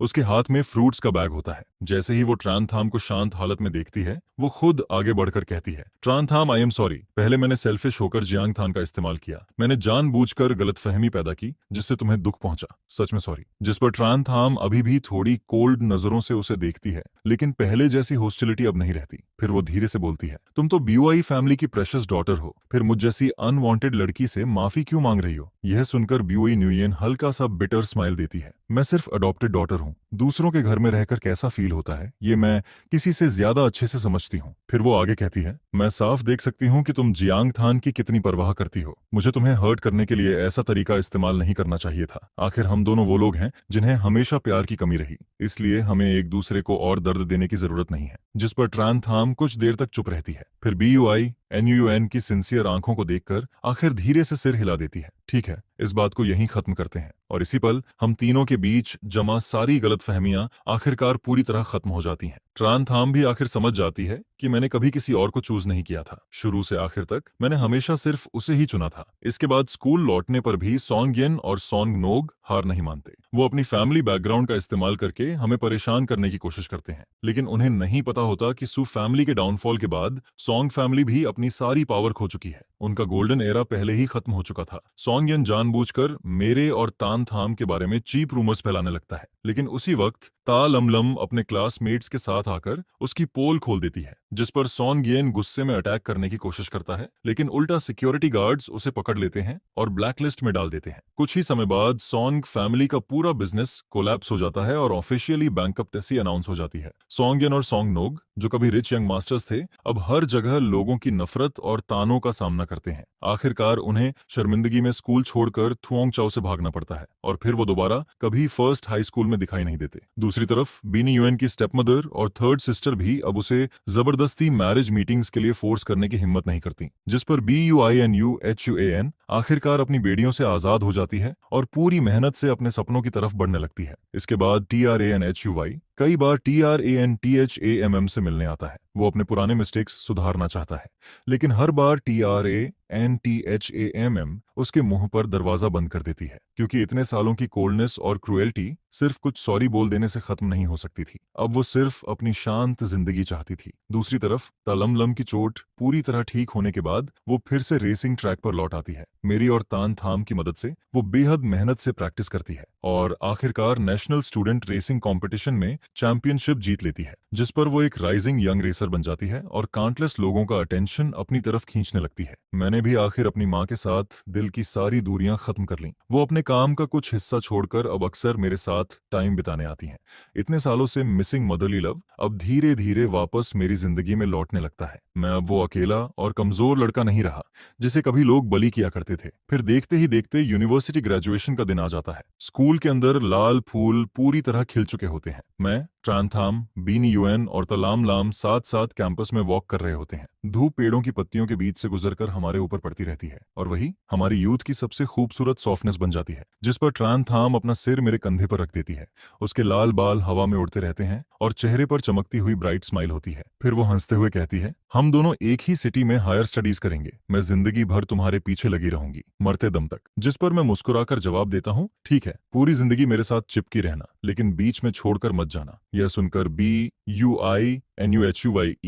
हम दोनों को ब्लेसिंग भरी नजरों से देखती है। मैं लिटरेचर पढ़ूंगी और बाद में ऐसी ढेर सारी वार्म स्टोरीज लिखूंगी जो उन लोगों को हील कर सकें जिन्होंने हमारी तरह बहुत दर्द सहा है। इसके बाद तालाम लाम एक्साइटेड होकर बोलती है, नेशनल चैंपियन बनना अभी काफी नहीं है, मैं वर्ल्ड चैंपियनशिप भी जीतूंगी ताकि पूरी दुनिया मेरी स्पीड देखकर शॉक्ड रह जाए। इतनी सारी कड़वाहट, दर्द और अंधेरा अब आखिरकार सिर्फ बीते हुए कल की बातें बन चुके थे। जो घाव कभी गहराई तक खून बहाते थे, जो आंसू कभी सीने को चीर देने वाला दर्द देते थे, वही अब हमारी ग्रोथ और मैच्योरिटी के मेडलिस्ट बन चुके थे। मैं और ट्रांथाम दोनों ही हायर स्टडीज में सिलेक्ट हो जाते हैं और एक ही यूनिवर्सिटी में एडमिशन लेते हैं। मैं फाइनेंस फील्ड चूज करता हूँ और धीरे धीरे अपनी माँ का बिजनेस संभालना शुरू कर देता हूँ, जिस पर कुछ ही सालों में मैं एक यंग बिजनेसमैन बन जाता हूँ जो खुद अपने कंधों पर जिम्मेदारियां उठा सकता है। दूसरी तरफ ट्रांथाम भी रेसिंग छोड़ती नहीं है, बल्कि वो देश की सबसे यंगेस्ट फीमेल रेसर बन जाती है। रेसिंग ट्रैक पर उसका लाल रंग का रेसिंग कार हमेशा जलती हुई आग की तरह चमकता रहता है। इसके बाद बीनी यूएन भी खुद को बदल देती है। वो एक फेमस राइटर बन जाती है जो अपनी स्टोरीज के जरिए काउंटलेस लोगों के दिलों को हील करने लगती है। एक दिन मैं 3 घंटे लंबी प्रोजेक्ट मीटिंग खत्म करके बाहर निकलता हूँ, तभी फोन पर ट्रांथाम का मैसेज पॉपअप होता है, आज रात आउटस्कर्ट्स रेसिंग ट्रैक पर फ्रेंडली मैच है, मैंने तुम्हारे लिए VIP सीट रिजर्व कर रखी है, जल्दी आ जाना। जिस पर मैं हंसते हुए रिप्लाई करता हूँ, बस पहुंच रहा हूँ। आज फिर से हमारी ट्रान रेसर ट्रॉफी जीत कर ही लौटेगी। रात का अंधेरा धीरे धीरे गहराता जाता है। रेसिंग ट्रैक की लाइट्स चमक रही होती हैं। ट्रांथाम पहले से अपनी कार के पास खड़ी मेरा इंतजार कर रही होती है। जैसे ही वो मुझे देखती है, तुरंत भागकर मेरे पास आ जाती है। मुझे लगा तुम काम में इतने बिजी हो गए कि अपनी रेसर वाइफ को ही भूल जाओगे। जिस पर मैं मुस्कुराकर कहता हूँ, चाहे कितना भी बिजी क्यों ना हो जाऊं, अपनी वाइफ की कोई भी रेस मिस नहीं करूंगा। फिर मैं उसके हेलमेट को देखते हुए पूछता हूँ, नर्वस हो? जिस पर वो कॉन्फिडेंस भरी स्माइल के साथ कहती है, ओपोनेंट ने 3 महीने ट्रेनिंग की है, लेकिन जीत तो मेरी ही होगी। मैं हल्का सा हंसते हुए कहता हूँ, बस सेफली वापस आ जाना, फिर घर जाकर तुम्हारे लिए सेलिब्रेशन पार्टी रखूंगा। यह सुनकर ट्रांथाम हेलमेट पहन लेती है, फिर हेलमेट के विजर के पीछे से सीधे मेरी आंखों में देखते हुए कहती है, रिलैक्स, मैं सेफली रेस खत्म करके तुम्हारे साथ घर लौटूंगी। अगले ही पल उसकी लाल रेसिंग कार रात के सन्नाटे को चीरती हुई लाइटनिंग स्पीड से आगे निकल जाती है। करीब 20 मिनट बाद रेस खत्म होती है और हमेशा की तरह ट्रांथाम आसानी से चैंपियनशिप जीत लेती है। जिस पर वो हेलमेट उतारकर तेजी से मेरी तरफ दौड़ती हुई आती है। उसकी आंखों में एक्साइटमेंट चमक रही होती है। देखा तुम्हारी वाइफ कितनी अमेजिंग है? मैं उसकी तरफ देखकर मुस्कुराता हूँ। हाँ, हमेशा से मेरे दिल में तुम हमेशा सबसे ज्यादा चमकने वाली रोशनी रहोगी। तभी पीछे से BUINUYEN धीरे धीरे चलते हुए आती है और मुस्कुराकर कहती है, कंग्रेचुलेशंस, फिर से चैंपियन बन गई तुम। अच्छा हुआ मैं टाइम पर पहुंच गई। जिस पर ट्रांथाम हंसते हुए जवाब देती है, थैंक्स, लेकिन तुम्हारी नई नॉवेल अभी मेरी ट्रॉफी से भी ज्यादा फेमस हो रही है। यह सुनकर बीनी यूएन सॉफ्टली मुस्कुराती है, मैं तो बस ग्रोथ और सेल्फ हीलिंग की स्टोरीज लिखती हूँ। फिर वो हमारी तरफ देखकर कहती है, तुम दोनों से कंपेयर कौन कर सकता है? एक इंसान ट्रैक पर हवा को चेस करता है और दूसरा हमेशा पीछे खड़े होकर उसका सपोर्ट बनता है। जिस पर मैं हल्का सा सिर हिलाकर कहता हूँ, हाँ, आखिर हम सबने अपने टीनेज ड्रीम्स पूरे कर ही लिए। फिर मैं ट्रान थाम की तरफ देखकर मुस्कुराता हूँ। मैं दुनिया का सबसे लकी इंसान हूँ क्योंकि मुझे 17 साल की उम्र वाला अपना पहला प्यार आखिर वाइफ बनाकर मिला। यह सुनते ही ट्रान थाम आंखें छोटी करके खुश होकर मुझे देखने लगती है। इसके बाद वो हंसते हुए कहती है, चलो पुराने नाइट मार्केट चलते हैं, आज की ट्रीट मेरी तरफ से। हम तीनों एक दूसरे की तरफ देखकर हंस पड़ते हैं। नाइट मार्केट की दुकानों से उठती गर्म भाप और रात की ठंडी हवा दिन भर की सारी थकान दूर करती रहती है। बातों बातों में ट्रान थाम अचानक धीरे से बोलती है, पहले सब कहते थे कि रेसिंग बहुत डेंजरस है, सबको लगता था मैं खुद को बर्बाद कर रही हूँ, लेकिन सिर्फ तुम थे जिसने शुरू से आखिर तक बिना किसी कंडीशन के मेरा सपोर्ट किया। जिस पर मैं उसकी तरफ देखते हुए सॉफ्टली कहता हूँ, क्योंकि अपने ड्रीम को चेस करते वक्त तुम खुद सबसे ज्यादा चमकती हो और मैं बस उस चमक को प्रोटेक्ट करना चाहता हूँ। इसके बाद समय धीरे धीरे आगे बढ़ता जाता है। कुछ सालों बाद मैं और ट्रान थाम आखिर शादी करके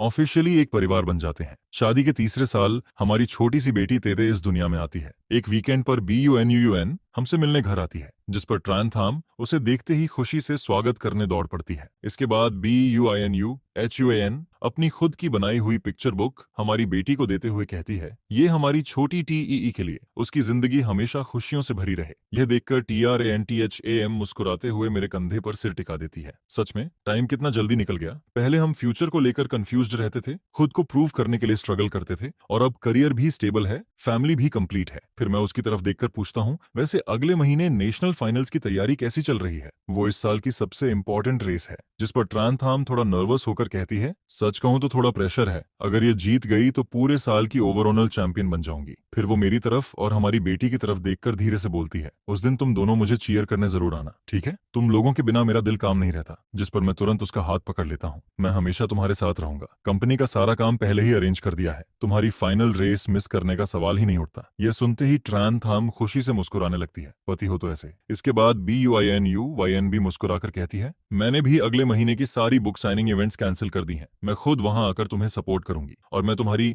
ड्रीम चेसिंग स्टोरी को अपनी अगली बुक में लिखना चाहती हूँ। जिस पर ट्रान थाम धीरे से हंस पड़ती है। बाकी लोग सिर्फ वो मोमेंट देखते हैं जब मैं फिनिश लाइन क्रॉस करती हूँ, लेकिन सिर्फ तुम दोनों ने मुझे उस हालत में भी देखा है जब प्रैक्टिस के दौरान मैं चोटिल होकर टूट जाती थी। तुम दोनों हमेशा मेरे साथ खड़े रहे। यह सुनकर मैं उसके बालों को धीरे से सहलाता हूँ। तुम्हारी स्ट्रगल्स और टीयर्स भी तुम्हारा हिस्सा हैं और मैं हमेशा तुम्हारा स्ट्रॉन्गेस्ट सपोर्ट बनकर खड़ा रहूंगा। आखिरकार नेशनल फाइनल्स का दिन आ जाता है। स्टेडियम पूरा पैक्ड होता है। अगले ही पल लाल रेसिंग कार सबसे आगे फिनिश लाइन क्रॉस करती है। पूरा स्टेडियम जोरदार तालियों से गूंज उठता है। हमारी छोटी TT एक्साइटमेंट में जोर जोर से चिल्लाती है, मम्मा। वहीं दूसरी तरफ BUINUYN अपने कैमरा से इस फायरी मोमेंट को कैप्चर कर रही होती है। फिर वो धीरे से मुस्कुराकर कहती है, पैशन कभी फीका नहीं पड़ता। सच में कितना खूबसूरत है ये। जिस पर मैं रेसिंग ट्रैक पर चमकती हुई अपनी वाइफ को देखता हूँ, फिर अपनी बेस्ट फ्रेंड और अपनी छोटी बेटी की तरफ नजर डालता हूँ, और उस पल मेरा दिल पूरी तरह सेटिस्फैक्शन और हैप्पीनेस से भर जाता है। टीनेज के अकेलेपन से लेकर जिंदगी भर साथ चलने तक, आखिर हमारी सारी मेहनत, सारे ड्रीम्स और एक दूसरे के लिए किए गए सैक्रिफाइसेस, सबने मिलकर एक परफेक्ट एंडिंग बना दी थी।